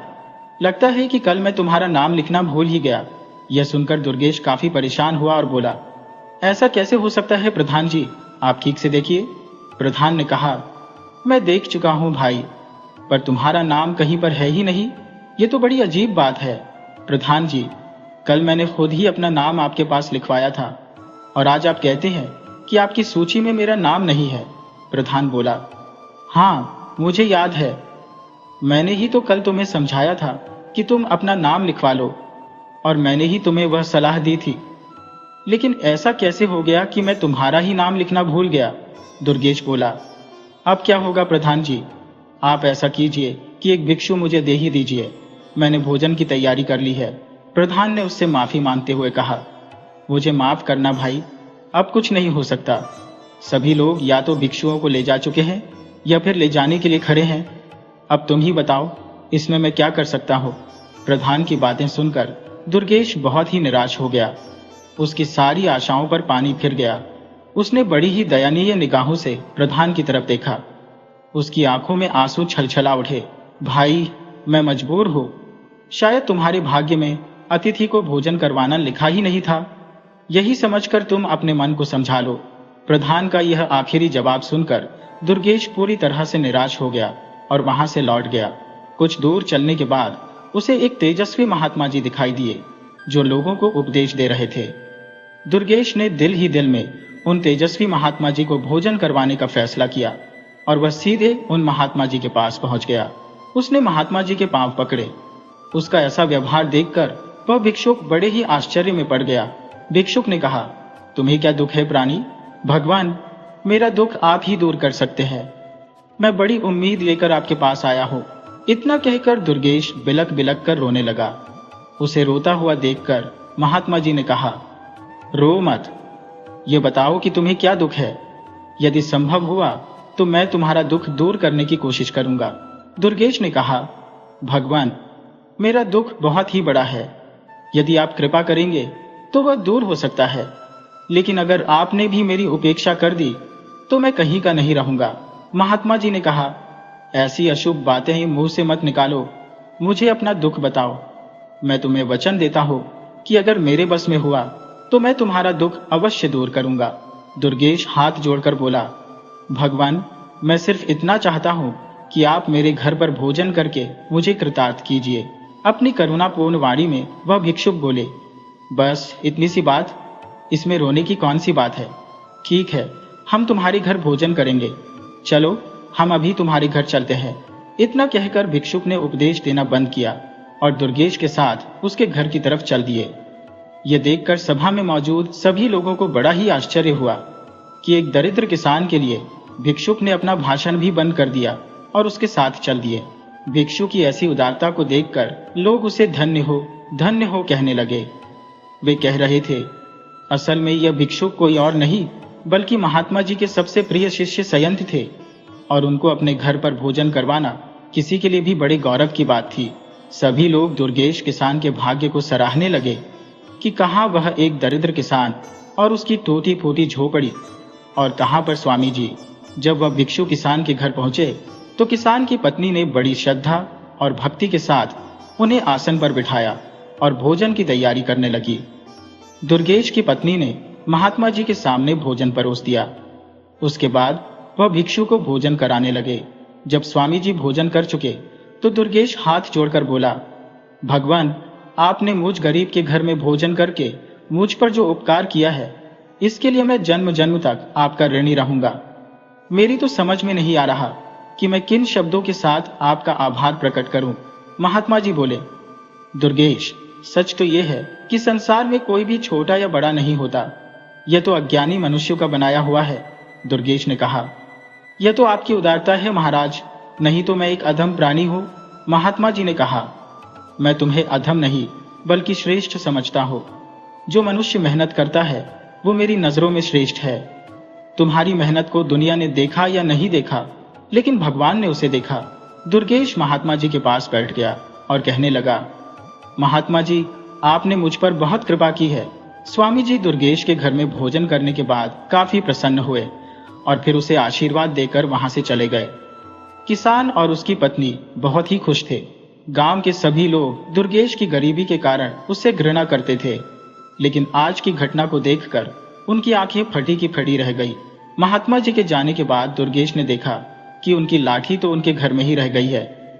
दुर्गेश ने लाठी उठाई और महात्मा जी को वापस देने के लिए उनके पीछे पीछे दौड़ा, परंतु महात्मा जी तब तक वहां से जा चुके थे। दुर्गेश अपने घर वापस आ गया और उसने उस लाठी को अपने घर में ही रख लिया। इसी तरह से कुछ दिन बीत गए। एक दिन दुर्गेश की पत्नी जब खाना बना रही थी तो चूल्हे में आग ठंडी पड़ने लगी। यह देखकर दुर्गेश ने पास ही रखी हुई एक लकड़ी उठा ली और उसे तोड़कर चूल्हे में डालने लगा ताकि आग सुलगा जा सके। ये लकड़ी वही लाठी थी जो महात्मा जी छोड़कर गए थे। दुर्गेश ने लकड़ी को उठाया और उसके 2 टुकड़े कर दिए। लकड़ी के टूटते ही उसके अंदर से छन छन करते हुए सोने के सिक्के गिरने लगे। यह देखकर दोनों पति पत्नी हैरान रह गए।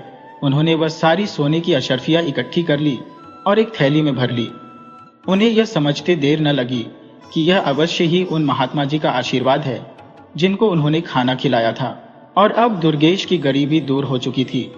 इसके बाद उसने अपने लिए एक अच्छा सा मकान खरीदा और साथ ही साथ एक व्यापार शुरू किया। अपने गिरवी रखे हुए खेतों को भी उसने महाजन से छुड़ा लिया। अब दुर्गेश और उसकी पत्नी सुख से दिन बिताने लगे। व्यापार में तरक्की करने के बावजूद भी दुर्गेश ने दीन दुखियों और साधु संतों की सेवा करना नहीं छोड़ा था। आज भी उसके दरवाजे पर अगर कोई भिक्षुक या साधु आ जाए तो दुर्गेश पूरे सम्मान के साथ उन्हें भोजन खिलाकर ही विदा करता।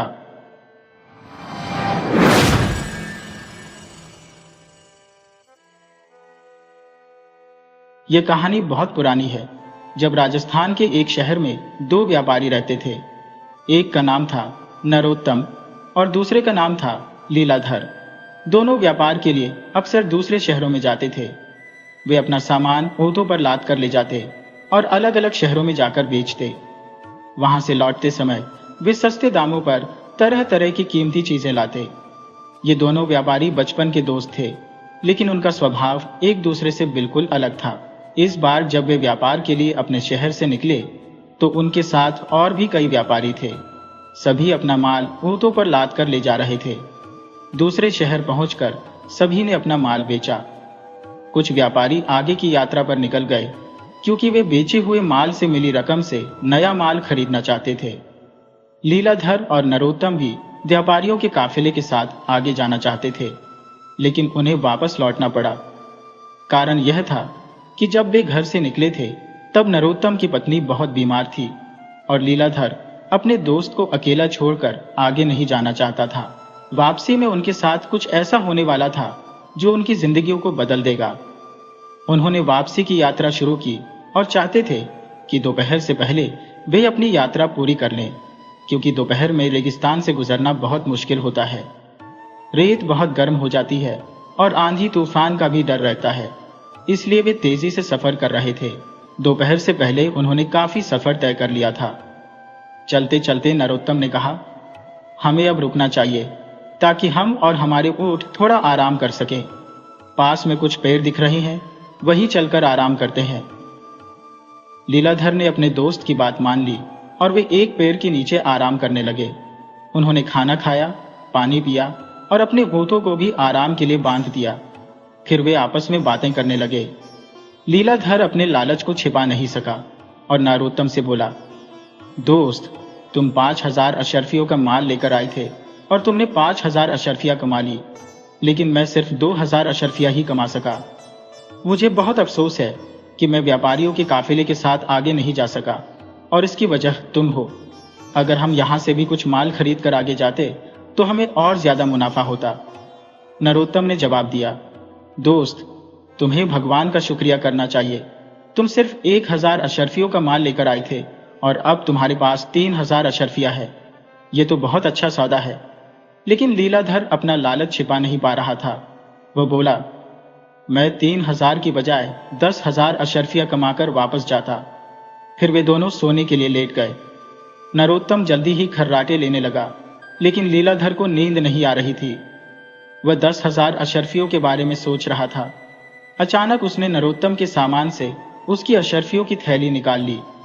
फिर उसने अपने सोए हुए दोस्त के चेहरे को देखा और सोचा, लीलाधर, तुझे लालच ने अंधा कर दिया है। ये तेरा बचपन का दोस्त है। क्या तू इसके साथ बेईमानी करेगा? नहीं, ये मैं नहीं कर सकता। ये सोचकर उसने थैली वापस नरोत्तम के सामान में रख दी। तभी उसने देखा कि नरोत्तम के ओठ को एक जहरीले सांप ने काट लिया था और वह तड़प रहा था। लीलाधर ने तुरंत अपने दोस्त को जगाया, लेकिन बहुत देर हो चुकी थी। अब उन्हें एक ही ओट पर सफर करना था। उसी समय रेगिस्तान में हवा चलने लगी, जैसे किसी तूफान का संकेत हो।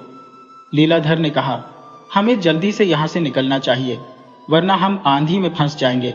नरोत्तम ने कहा, दोस्त, ये तुम क्या बेवकूफी की बात कर रहे हो?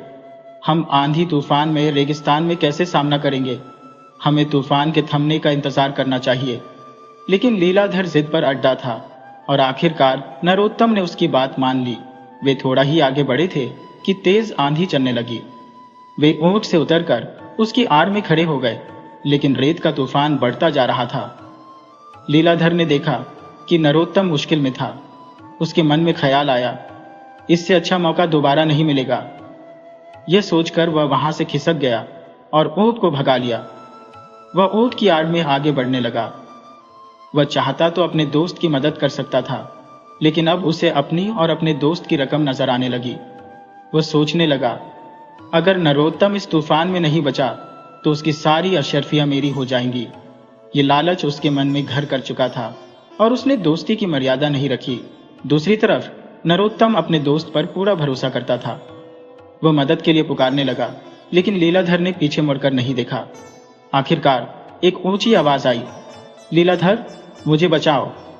लेकिन फिर सिर्फ रेत और हवा की सरसराहट रह गई। नरोत्तम रेत के तूफान में खो गया। आंधी थम गई और लीलाधर ने अपने आसपास देखा, लेकिन उसे नरोत्तम नहीं दिखा। 2-3 दिन के सफर के बाद जब लीलाधर अपने शहर वापस आया तो सभी उससे नरोत्तम के बारे में पूछने लगे। लीलाधर ने रोने धोने का नाटक किया और कहा, मैंने बहुत कोशिश की, लेकिन तूफान इतना भयंकर था कि मैं उसे नहीं बचा सका। नरोत्तम की पत्नी अपने पति की मौत की खबर सुनकर रोती बिलखती रह गई। समय बीतता गया और लीलाधर का व्यापार बढ़ता गया। उसकी गिनती बड़े व्यापारियों में होने लगी, लेकिन उसके अंदर इंसानियत मर चुकी थी। उसने कभी नरोत्तम की पत्नी या उसके बच्चों की खबर नहीं ली। वह सिर्फ पैसा कमाने में लगा रहता था। अपने व्यापार को बढ़ाने के लिए वह एक शहर से दूसरे शहर जाता रहता। एक दिन उसने दूसरे शहर जाकर बहुत सारे कीमती रेशम के कपड़े, सोने चांदी के बर्तन और अन्य बहुमूल्य वस्तुएं खरीदी और वापस अपने शहर की ओर चल पड़ा। उसके काफिले में और भी कई व्यापारी थे। इसी दौरान राजस्थान के उस शहर में एक बदहवास आदमी आया। उसने मैले कुचैले कपड़े पहने थे और बेहाल दिख रहा था। वह गिरता पड़ता एक घर के सामने रुका और दरवाजे पर दस्तक दी। अंदर से एक औरत ने कांपती आवाज में पूछा, बाहर कौन है? जब उसे कोई जवाब नहीं मिला तो उसने दरवाजा खोल दिया। बाहर खड़े आदमी को देखकर वह दंग रह गई और हैरान होकर पूछने लगी, नरोत्तम, क्या यह तुम हो? उस बेहाल आदमी ने कमजोर आवाज में कहा, हाँ, यह मैं हूं। फिर दोनों फूट फूट कर रोने लगे। कुछ देर आराम करने के बाद नरोत्तम की पत्नी ने पूछा, यह सब कैसे हुआ? लीलाधर ने तो कहा था कि तुम तूफान में मर चुके हो। नरोत्तम ने भरे गले से कहा, क्या बताऊं, बस दोस्त बेईमान हो गया था। उसकी नीयत खराब हो गई थी। फिर उसने सारा माजरा अपनी पत्नी को बताया। उसने कहा, लीलाधर ने मुझे तूफान में छोड़ दिया था, लेकिन भगवान की कृपा से एक काफिले ने मेरी मदद की और मुझे अपने साथ ले गए। जब मेरी हालत ठीक हुई तो मैं वापस लौट आया। जब उसकी पत्नी को सच्चाई पता चली तो वह गुस्से में बोली, वह कमीना लीलाधर इसी शहर में रहता है, अभी वह व्यापार के लिए बाहर गया है। जब वह वापस आएगा तो आप उससे एक एक पाई वसूल करना। लेकिन नरोत्तम ने कहा, उसने बेईमानी की, लेकिन मेरे दिल में बदले की भावना नहीं है। तुम भी यह बात किसी से मत कहना। मैं नहीं चाहता कि मेरा दोस्त बदनाम हो। मुझे अपने ईश्वर पर भरोसा है, वह न्याय करेगा। दूसरी तरफ लीलाधर अपने बड़े काफिले के साथ रेगिस्तान को पार कर रहा था। उसका काफिला कीमती सामानों से लदा था। जब वह एक दूसरे शहर में पहुंचा तो उसने सारा माल अच्छे मुनाफे पर बेच दिया और आगे के शहर की ओर चल पड़ा। उसे और भी ज्यादा मुनाफा हुआ और उसका नाम बड़े व्यापारियों की जुबान पर था। अब उसने वापस अपने शहर आने का फैसला किया। वापसी के लिए उसने बहुत कीमती चीजें खरीदी, जैसे रेशम के कपड़े, सोने चांदी के बर्तन और अन्य बहुमूल्य सामान, जिसे वह अपने शहर में मुनाफे पर बेचना चाहता था। उसका सामान अब 5 की बजाय 30 ऊंटों पर लदा था। जब उसने वापसी की यात्रा शुरू की तो वह नहीं जानता था कि उसके साथ क्या होने वाला है। उधर नरोत्तम ने अपने दिल में गुस्से और बदले की भावना की बजाय खुद को संभाला। उसने अपने घर में बचा सामान बेचकर अपना कारोबार शुरू किया। भगवान की कृपा से उसका व्यापार खूब तरक्की करने लगा। जल्द ही वह दूसरे शहरों में जाकर माल खरीदने और बेचने लायक बन गया, जबकि उसका बेईमान दोस्त लीलाधर वापसी के सफर पर निकल चुका था। लीलाधर का काफिला आगे बढ़ रहा था। रात हुई तो उन्होंने तंबू गाड़कर आराम करने का सोचा। दिन भर की थकान से सबको नींद आ गई, लेकिन लीलाधर को ख्याल आ रहे थे कि कुछ होने वाला है। उसने अपने विचारों को झटका और सो गया। रात में जब काफिले के लोग गहरी नींद में थे, तभी लुटेरों के एक गिरोह ने उन पर हमला कर दिया। ये लुटेरे रेगिस्तान के रास्तों पर जाने वाले लोगों को लूटते थे और बहुत बेरहम थे। लुटेरों ने काफिले पर हमला किया और लीलाधर और उसके साथियों को संभलने का मौका नहीं मिला। जब हमला खत्म हुआ तो लीलाधर और उसके साथी जमीन पर हैरान और परेशान पड़े थे। वे जख्मी थे और काफिले का सारा सामान लूट चुका था। यहां तक कि ऊंट और घोड़े भी छीन लिए गए थे। लीलाधर, जो अपने दोस्त के साथ धोखा करके आगे बढ़ रहा था, अब खुद बेहाल हो चुका था। वह जख्मी हालत में रेगिस्तान में पड़ा था। जब उसने अपने लोगों की ऐसी हालत देखी तो उसे अपने दोस्त नरोत्तम की याद आई। उसे नरोत्तम की आंखों में वह दर्द और बेबसी दिखी जिसका सामना आज वह खुद कर रहा था। वह अपने लोटे पीटे काफिले के साथ घर वापस नहीं जाना चाहता था। न उसके पास माल था, न अच्छी सेहत। वह अपना सब कुछ खो चुका था और दूसरे व्यापारियों का माल भी चला गया। अब वह कर्ज में फंस चुका था। उसने अपने साथियों से कहा, मैं ऐसी हालत में शहर वापस नहीं जाना चाहता। तुम लोग चले जाओ, मैं बाद में लौटूंगा। फिर उसने रेगिस्तान में अपना सफर शुरू कर दिया और गुलाब नगर की ओर निकल गया। उसकी हालत बहुत खराब हो चुकी थी। उसके घमंड और लालच ने उसे कहीं का नहीं छोड़ा। अब वह गुलाब नगर की सड़कों पर भिखारी की जिंदगी जीने पर मजबूर था। हर रात उसे कोई बुरा सपना आता जिससे वह चौंक कर उठ जाता। एक दिन उसने खुद से कहा, लीलाधर, अपने दोस्त नरोत्तम की पत्नी को सब सच बता दे और माफी मांग ले। अगर वह तुझे माफ करेगी तो तेरे मन को शांति मिलेगी। लेकिन नरोत्तम की पत्नी का सामना करने की हिम्मत उसमें नहीं थी। एक दिन जब वह गुलाब नगर में भीख मांग रहा था तो उसे कुछ भीड़ और चहल पहल दिखी। एक बड़ा व्यापारी अपनी शानो शौकत के साथ बाजार में जा रहा था और गरीबों को दान दे रहा था। लीलाधर भी उस व्यापारी की ओर बढ़ा ताकि उसे भी कुछ मिले, लेकिन उस व्यापारी को देखते ही वह चौंक गया। उसने देखा कि वह अमीर व्यापारी उसका दोस्त नरोत्तम था, वही दोस्त जिसे उसने तूफान में अकेला छोड़ दिया था। लीलाधर ने शर्म से अपनी नजरें झुका ली और चादर से अपना मुंह ढक लिया। वह सोच रहा था कि नरोत्तम उसे बिना पहचाने ही निकल जाए, लेकिन नरोत्तम ने उसे पहचान लिया। वह तुरंत लीलाधर के पास आया और अपने दोस्त की दयनीय हालत देखकर उसका दिल पिघल गया। उसने लीलाधर से कोई शिकायत नहीं की, बस चुपचाप खड़ा रहा। लीलाधर शर्म से उसके कदमों में गिर गया और माफी मांगने लगा। नरोत्तम ने उसे सहारा देकर खड़ा किया और गले लगा लिया। जब वे दोनों वापस अपने शहर पहुंचे तो नरोत्तम ने लीलाधर की मदद की ताकि वह दोबारा अपने पैरों पर खड़ा हो सके। उसने लीलाधर को दिल से माफ कर दिया था क्योंकि उसके दिल में दया और करुणा थी। वह जानता था कि लालच और घमंड की आग में जलने वाला इंसान कभी कामयाब नहीं हो सकता। लीलाधर को भी अपने कर्मों पर बहुत पछतावा था।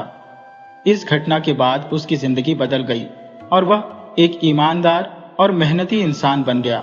समय बीतता गया और नरोत्तम अपनी उम्र के उस पड़ाव पर पहुंच गया जब लंबे सफर पर जाना उसे परेशान करने लगा। इसलिए उसने अपने शहर में एक बड़ी दुकान खोल ली और उसी में व्यापार करने लगा। उसके घर के पास एक विधवा स्त्री रहती थी जिसके 2 बेटे थे। एक दिन वह औरत नरोत्तम के पास आई और अपने बेटों को नौकरी पर रखने की प्रार्थना करने लगी। नरोत्तम को उस पर दया आ गई और उसने दोनों बेटों को अपनी दुकान पर रख लिया। उन लड़कों के नाम सुरेश और मोहन थे। दोनों बड़े मेहनती और ईमानदार थे। वे दुकान के काम में नरोत्तम का हाथ बटाते थे। नरोत्तम उनके काम से बहुत खुश था। एक दिन दोपहर के समय जब बहुत गर्मी बढ़ रही थी, बाजार सुनसान था। लोग अपने घरों में आराम कर रहे थे। वैसे तो दोनों लड़के बहुत ईमानदार और मेहनती थे, लेकिन सुरेश बहुत अक्लमंद और समझदार था, इसलिए नरोत्तम उसे बहुत पसंद करता था। उस दिन गर्मी की वजह से जब बाजार खाली था तो नरोत्तम ने सोचा कि वह घर का एक चक्कर लगा आए। तभी उसने देखा कि उसकी दुकान के बाहर एक रोबदार आदमी आकर खड़ा हो गया। जब वह अंदर आया तो नरोत्तम ने कहा, कहिए साहब, मैं आपकी क्या सेवा करूं? दोनों लड़के भी समझ गए कि यह अमीर आदमी जरूर बहुत सारा सामान खरीदेगा। उस आदमी ने कहा, मेरा नाम गौहर सुदागर है। मैं सुल्तानपुर से आया हूं। इस बार सुल्तानपुर में बारिश बहुत कम हुई है, वहां फसल नहीं हुई, इसलिए मुझे इतनी दूर आपके पास आना पड़ा। मुझे किसी ने बताया था कि आप एक बहुत ईमानदार व्यापारी हैं।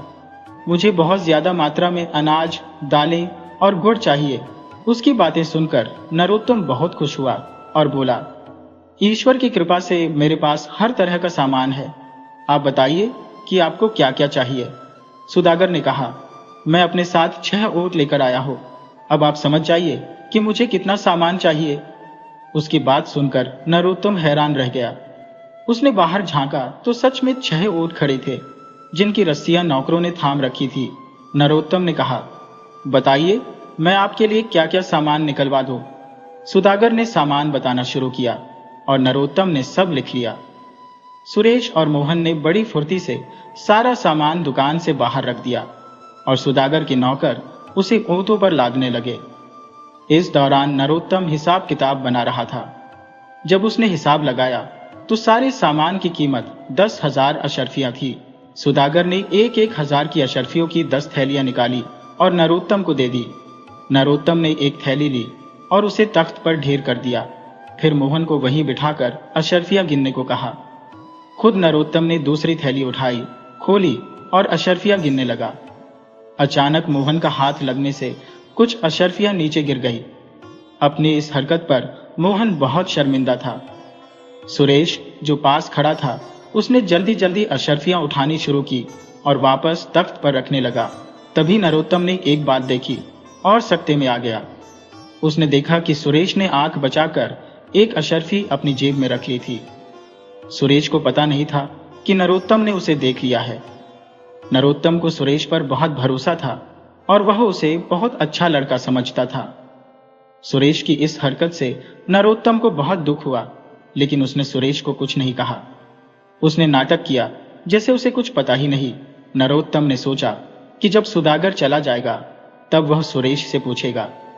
थोड़ी देर बाद जब उन्होंने सारी थैलियां गिन ली तो नरोत्तम ने देखा कि सुरेश दुकान में नहीं था।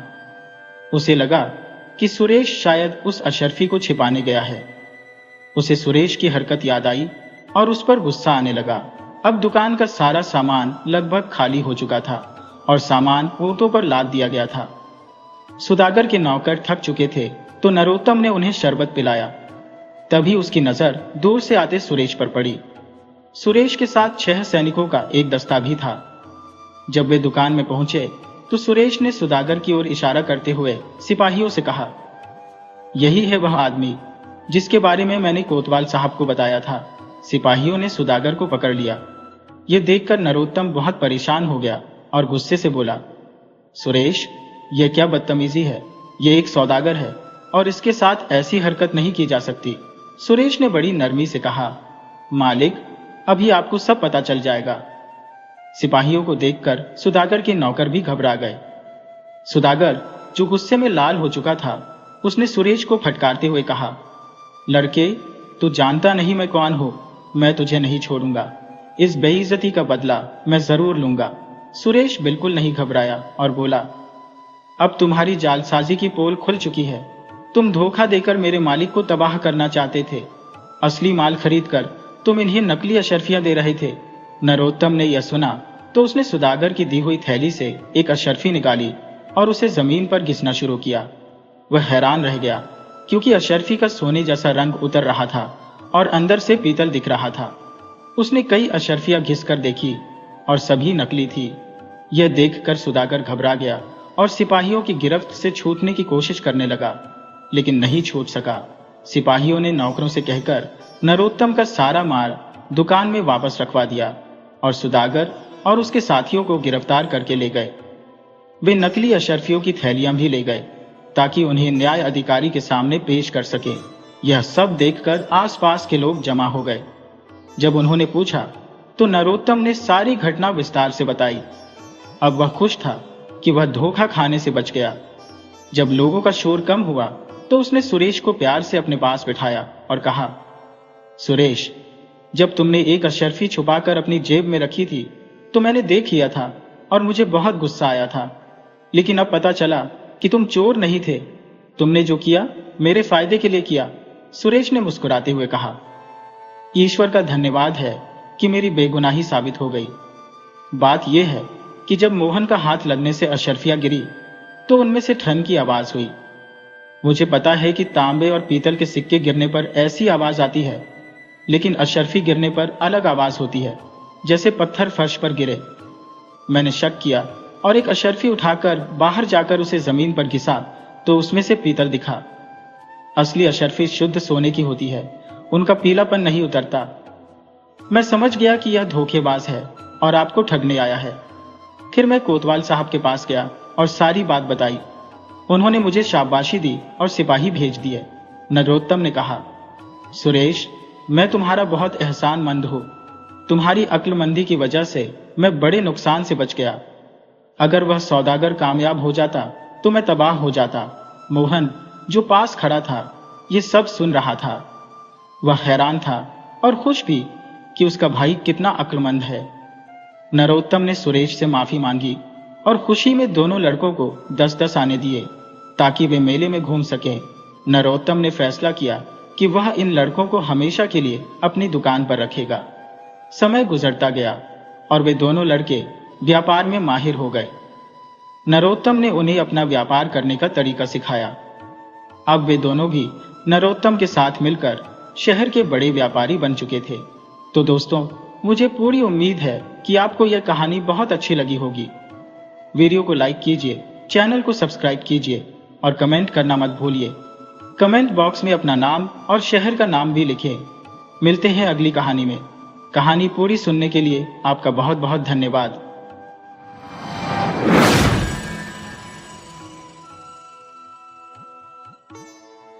पुराने जमाने की बात है। जौनपुर नाम के एक राज्य पर राजा कर्णदास का राज्य था। राजा कर्णदास बहुत ही दयालु और दूसरों की मदद करने वाला इंसान था। जो भी उसके दरबार में अपनी समस्या लेकर आता, उसे उसकी मनचाही चीज मिल जाती। उसके बारे में यह मशहूर था कि उसके दरवाजे पर आने वाला कोई भी व्यक्ति खाली हाथ नहीं लौटता। एक दिन राजा के दरबार में एक आदमी आया। उसने राजा को प्रणाम किया और बोला, महाराज, मैंने सुना है कि आपके सामने जो भी फरियादी आता है वह कभी खाली हाथ नहीं लौटता। अगर ऐसा है तो क्या आप मुझे 3 दिन के लिए अपनी राजा गद्दी दे सकते हैं? आप महल में आराम करें और मैं राजा गद्दी पर बैठकर आपका राजा पाठ चलाऊंगा। राजा तुरंत राजगद्दी से उतर आया और अपने दरबार में मौजूद सभी मंत्रियों और दरबारियों को आदेश दिया कि आज से ठीक 3 दिन तक सभी इस आदमी के आदेश का पालन करेंगे। ये कहकर राजा ने उस आदमी को अपनी जगह पर बिठा दिया और खुद महल में चला गया।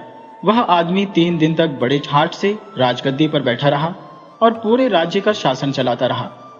चौथे दिन जब राजा उसके पास आया और बोला, भाई, अब तुम 3 दिन तक इस गद्दी पर बैठ चुके हो, अब राजगद्दी से उतर जाओ और अपना रास्ता लो। ये सुनकर वह आदमी बोला, महाराज, पहले तो मैं सिर्फ ये देखने आया था कि आप कितने दानी हैं। सच में मैंने जैसा आपके बारे में सुना था उससे कहीं ज्यादा पाया, लेकिन अब 3 दिन तक इस राजगद्दी पर बैठने के बाद मेरा इरादा बदल गया है। इस राजगद्दी से उतरने का मेरा मन नहीं करता। आपको तो सारी दुनिया ईश्वर का अवतार कहती है। मैं आपसे प्रार्थना करता हूं कि ये राजगद्दी और राजपाट ईश्वर के नाम पर मुझे दान में दे दीजिए। राजा ने उसकी बात सुनी और मुस्कुराते हुए बोला, लो भाई, ये राजगद्दी और ये राजपाट आज से तुम्हारा हो गया। अब तुम इसे संभालो, मैं चलता हूं। ये कहकर राजा अपने महल में वापस आ गया। उसने रानी को सारी बात बताई। रानी भी महाराज की तरह बहुत ही अच्छे दिल वाली थी। उसने शिकायत का एक शब्द भी नहीं कहा। राजा और रानी अपने दोनों बेटों को लेकर महल से बाहर निकल पड़े। जाने से पहले उन्होंने अपने राजसी कपड़े उतार दिए और साधारण कपड़े पहन लिए। राजा को ईश्वर पर बड़ा विश्वास था। वह मन ही मन सोचने लगा कि लगता है भगवान ने मेरे लिए कुछ और ही सोच रखा है। राजा अपनी पत्नी और दोनों बेटों को लेकर सफर पर निकल गया। वह सोचने लगा कि कल तक मेरी सवारी के लिए सैकड़ों हाथी और घोड़े थे, आज पैदल चलना पड़ रहा है। कल तक हजारों नौकर चाकर मेरे सामने खड़े रहते थे और आज कोई हालचाल पूछने वाला भी नहीं है। मगर राजा ने ऐसी हालत में भी शिकायत का एक शब्द नहीं कहा। पैदल सफर करते करते वह कभी 2 कोस चलते तो कभी 4 कोस। कभी कुछ खाने को मिल जाता तो कभी भूखे ही रहना पड़ता। मगर इस पर भी उसे भगवान पर पूरा भरोसा था। वह हमेशा भगवान का धन्यवाद करता। कुछ दिनों तक इसी तरह से पैदल सफर करने के बाद वह एक शहर में पहुंचे और एक सराय में ठहर गए। उस शहर के बाहर एक व्यापारी का काफिला आकर रुका था। व्यापारी अपने घोड़े पर सवार होकर शहर की सैर करता हुआ उस सराय की तरफ आ निकला जिसमें राजा और उसका परिवार ठहरा हुआ था। व्यापारी की नजर जब रानी पर पड़ी तो वह समझ गया कि ये औरत किसी बड़े घर की है। वह मन ही मन रानी पर मोहित हो गया और उसने सोचा कि क्यों ना इस औरत से शादी कर लूं। मन में कुछ सोचकर वह राजा के पास गया। उसका हालचाल पूछने के बाद व्यापारी रोनी सूरत बनाकर कहने लगा, हुजूर, मैं एक व्यापारी हूं। मेरा काफिला शहर के बाहर ठहरा हुआ है। मेरी पत्नी को बच्चा होने वाला है और इस समय कोई भी ऐसा नहीं है जो उसकी देखभाल कर सके। मुझे आप बहुत ही नेक दिल और दयालु इंसान लगते हैं। क्या आप अपनी पत्नी को एक दिन के लिए मेरे साथ भेज सकते हैं? शायद उनकी वजह से मेरी पत्नी की तकलीफ कुछ कम हो सके, वरना मुझे तो लगता है कि वह जिंदा नहीं रह पाएगी। राजा और उसकी रानी व्यापारी की बातें सुनकर कुछ घबरा गए। आखिर नेक दिल राजा ने रानी से कहा, रानी, अगर इस गरीबी की हालत में भी हम किसी के काम आ सके तो यह हमारे लिए खुशकिस्मती की बात है। तुम देर ना करो और भगवान जाने इसकी पत्नी किस हालत में होगी। रानी ने अपनी जुबान से इनकार का एक शब्द तक नहीं कहा और उसी वक्त व्यापारी के साथ चल पड़ी। सराय से बाहर आकर व्यापारी कहने लगा, मेरा काफिला शहर से काफी दूर है और मुझे यहां पर आए हुए काफी देर हो चुकी है। आप ऐसा कीजिए, मेरे साथ मेरे घोड़े पर बैठ जाइए ताकि हम जितनी जल्दी हो सके काफिले तक पहुंच जाएं। रानी बेचारी उस व्यापारी की चालबाजी को नहीं समझ सकी और उसके साथ घोड़े पर सवार हो गई। व्यापारी घोड़े पर सवार होकर रानी को लेकर अपने काफिले पर पहुंचा। उसने अपने काफिले को चलने का आदेश दिया। अपना घोड़ा उसने एक तरफ भगाया और रानी को ले चला। ये सब कुछ देखकर रानी को व्यापारी की चालबाजी का पता लगा। रानी ने बहुत शोर मचाया, बहुत तड़पी, चीखी चिल्लाई, मगर व्यापारी को उस पर बिल्कुल भी दया ना आई। वह उसे घोड़े पर बिठाकर कहीं का कहीं जा पहुंचा। दूसरी तरफ सराय में इंतजार करता हुआ राजा सोचने लगा कि उसकी पत्नी अब तक क्यों नहीं आई। उसने सोचा, क्यों ना खुद चलकर देखा जाए कि आखिर माजरा क्या है। वह अपने दोनों लड़कों को अपने साथ लेकर सराय से निकला, शहर से बाहर आ पहुंचा। उसने व्यापारी के काफिले को ढूंढने की बहुत कोशिश की, लेकिन काफिले का कहीं पता न चला। तभी उसे उत्तर दिशा में धूल उड़ती हुई दिखाई दी। राजा ने अंदाजा लगाया कि जरूर वह काफिला उसकी रानी को लेकर उसी तरफ गया है। राजा भी अपने दोनों लड़कों को लेकर उस दिशा की तरफ चल दिया। जिस तरफ काफिला गया था। थोड़ी दूर चलने के बाद राजा रास्ता भटक गया और कहीं दूसरी जगह जा निकला, जहां उसके सामने एक नदी बह रही थी। राजा ने इधर उधर देखा कि शायद नदी पार करने के लिए कोई नाव हो, लेकिन वहां पर कोई नाव नहीं थी। उसने कुछ देर तक सोचा और फिर बड़े लड़के को नदी के किनारे पर बिठाया, छोटे लड़के को अपने कंधे पर बिठाया और नदी में उतर गया। राजा का इरादा था कि पहले छोटे बेटे को नदी के पार लगा आए और फिर वापस आकर बड़े बेटे को ले जाएगा, लेकिन इंसान सोचता कुछ है और होता कुछ और है। वह छोटे लड़के को कंधे पर उठाकर बड़ी मुश्किल से नदी के बीचों बीच पहुंचा। तभी उसे बड़े लड़के की चीख सुनाई दी। उसने मुड़कर देखा तो एक भेड़िए ने उसके बेटे को दबोच रखा था। राजा अपने बेटे की चीख सुनकर घबरा गया। घबराहट की वजह से राजा के कंधे पर सवार उसका बेटा नदी में जा गिरा और बह गया। अब तो राजा खुद भी बहुत परेशान हो गया और नदी में गोते खाने लगा, मगर राजा की जान अभी बाकी थी। वह जैसे तैसे से नदी के एक किनारे तक जा पहुंचा। राजा ये समझ रहा था कि उसके बड़े बेटे को भेड़िया ले गया और छोटा बेटा नदी में डूब गया। पहले तो राजपाट हाथ से गया और फिर रानी भी मुझसे छिन गई। अब दोनों लड़के भी उससे बिछड़ गए। राजा मन ही मन बहुत दुखी था।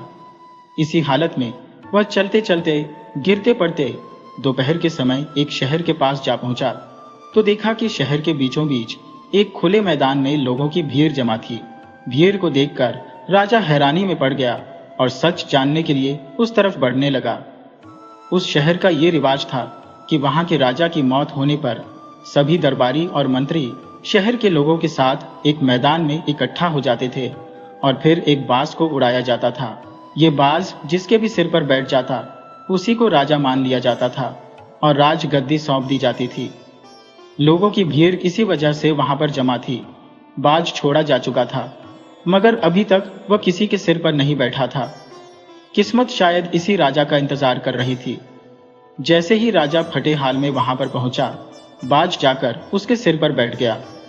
बाज का उसके सिर पर बैठना था कि तुरंत सभी दरबारी और मंत्री हाथ जोड़कर उसके सामने आ खड़े हुए और उसे अपना राजा मान लिया। वे सभी उससे प्रार्थना करने लगे, चलिए महाराज, अब आप ही इस देश के राजा हैं, चलकर अपनी गद्दी संभालिए। लेकिन राजा ने कहा, अरे भाई, मैं तो खुद राजपाट छोड़कर आया हूं। अपना राजपाट छोड़कर ही मैंने ये फकीरी हासिल की है। अब मुझे किसी भी तरह के राजपाट की कोई इच्छा नहीं है। राजा का ऐसा कहना था कि दरबारी समझ गए कि हमें इससे अच्छा राजा नहीं मिल सकता। वे सभी जिद करने लगे, आप ही हमारे राजा हैं। राजा के लाख मना करने पर भी लोगों ने उसे अपना राजा बनाकर ही दम लिया। उसे राजा के कपड़े पहनाए गए, सर पर मुकुट रखा गया, महल में ले जाकर उसे राजगद्दी पर बिठाया गया। इसके बाद कई दिनों तक उस शहर में नए राजा के चुने जाने की खुशी में जश्न मनाया गया। राजा ने भी मन ही मन में इस राज्य को भगवान का इनाम समझा और उस राज्य का राजपाट चलाने लगा। मगर दिल ही दिल में राजा दुखी रहता था। जब भी उसे अपनी पत्नी और अपने बेटों की याद आती, उसकी आंखें भर आती। अब जरा उन बेटों का भी हाल सुनिए। जिस लड़के को भेड़िया उठाकर ले गया था तो रास्ते में ही एक शिकारी की नजर उस पर पड़ी। उसने अपना तीर कमान पर चढ़ाया और निशाना सीधा भेड़िए पर लगाया। भेड़िया वहीं पर मर गया और लड़के की जान बच गई। जो लड़का नदी में डूब गया था, एक मछुआरे ने उसे बचा लिया। ये दोनों ही आदमी बिना बच्चों वाले थे और उन्होंने इन दोनों लड़कों को अपनी संतान समझकर इनका पालन पोषण किया। ये दोनों ही आदमी उसी शहर के रहने वाले थे जहां इन लोगों का पिता राजा बन चुका था। दोनों ही लड़के अपने अपने घर में बड़े हुए तो वहां के राजा की सेना में वे भर्ती हो गए। भाग्य का करना ऐसा हुआ कि उन दोनों को राजा का अंगरक्षक बना दिया गया। समय बीतने की वजह से दोनों लड़कों की शक्ल सूरत अब बिल्कुल बदल चुकी थी। न तो राजा ही उन्हें पहचान सका कि ये उसी के बेटे हैं और ना ही उन लड़कों की समझ में ये आया कि राजगद्दी पर जो इंसान बैठा है यही उनका पिता है। बल्कि उन दोनों को तो ये भी पता नहीं था कि वे दोनों सगे भाई हैं। ये भी कुदरत का ही खेल था कि वे इकट्ठे होकर भी अलग अलग ही थे।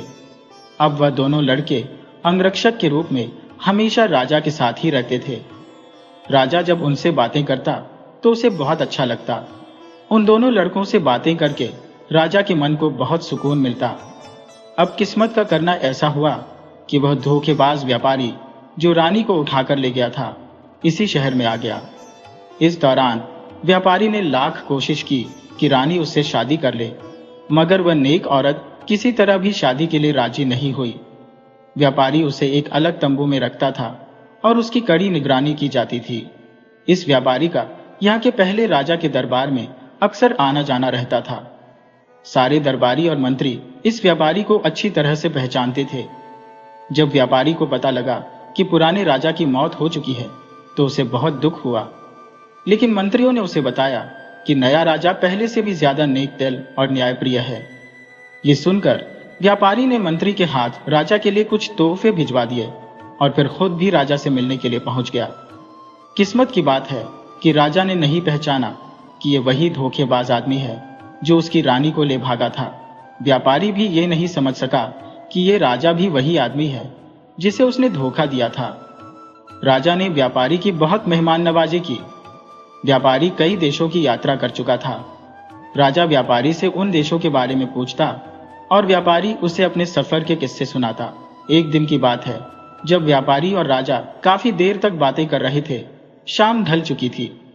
तब राजा ने व्यापारी से कहा, दोस्त, आज की शाम तुम यहीं पर रुक जाओ, मुझे व्यापार के मामले में तुमसे कुछ जरूरी बातें करनी है।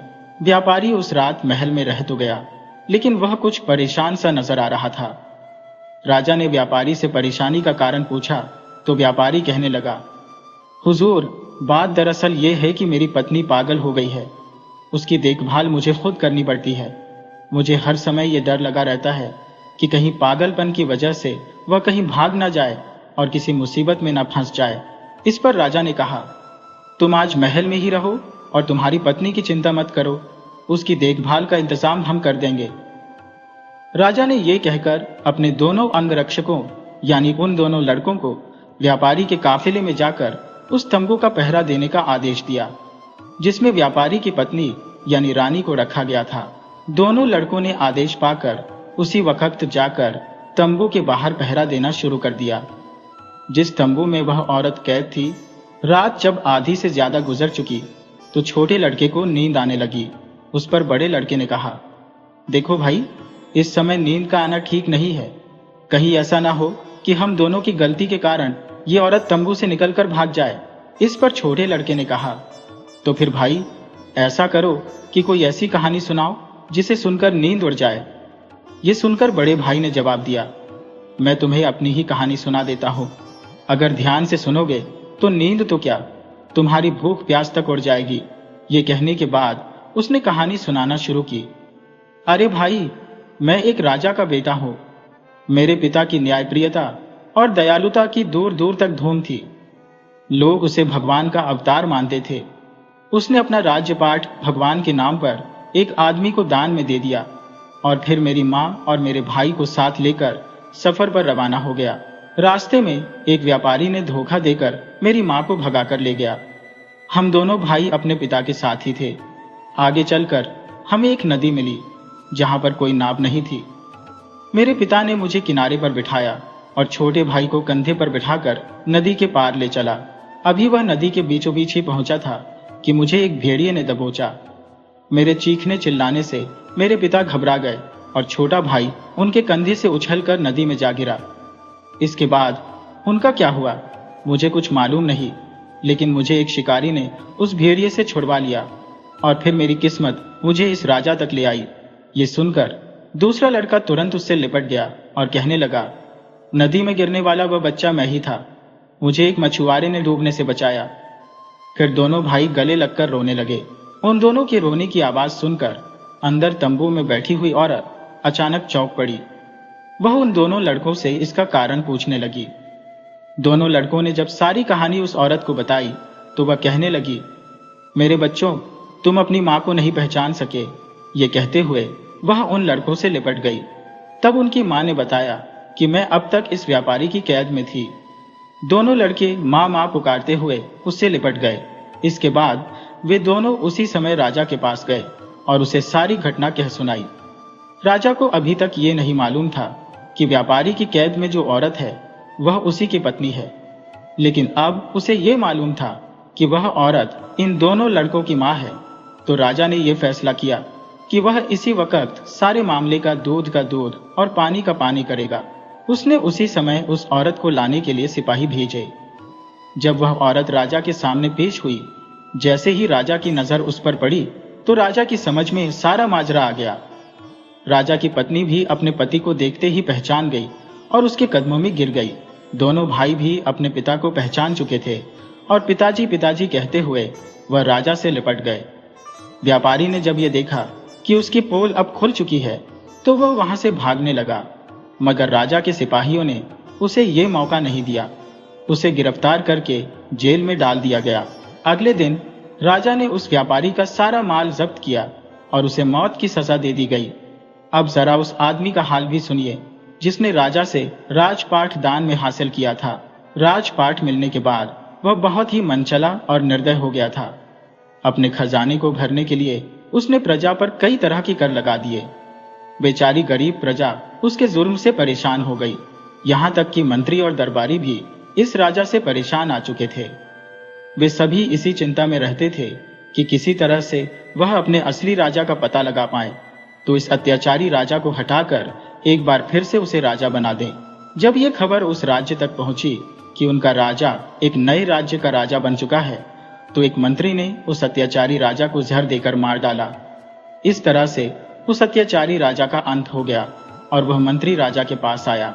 सभी दरबारियों की तरफ से उसने प्रार्थना की कि वह फिर से अपने पुराने राज्य का राजपाट संभाल ले।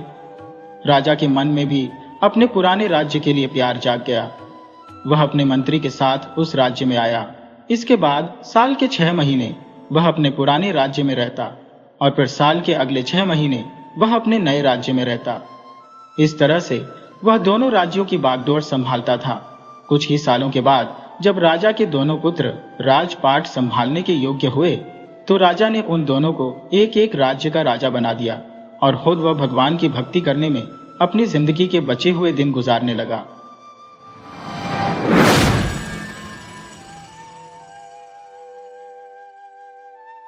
वीडियो अच्छी लगी हो तो इसे लाइक करें और ऐसी ही मज़ेदार कहानियों के लिए चैनल को सब्सक्राइब करें और बेल आइकन दबाएं।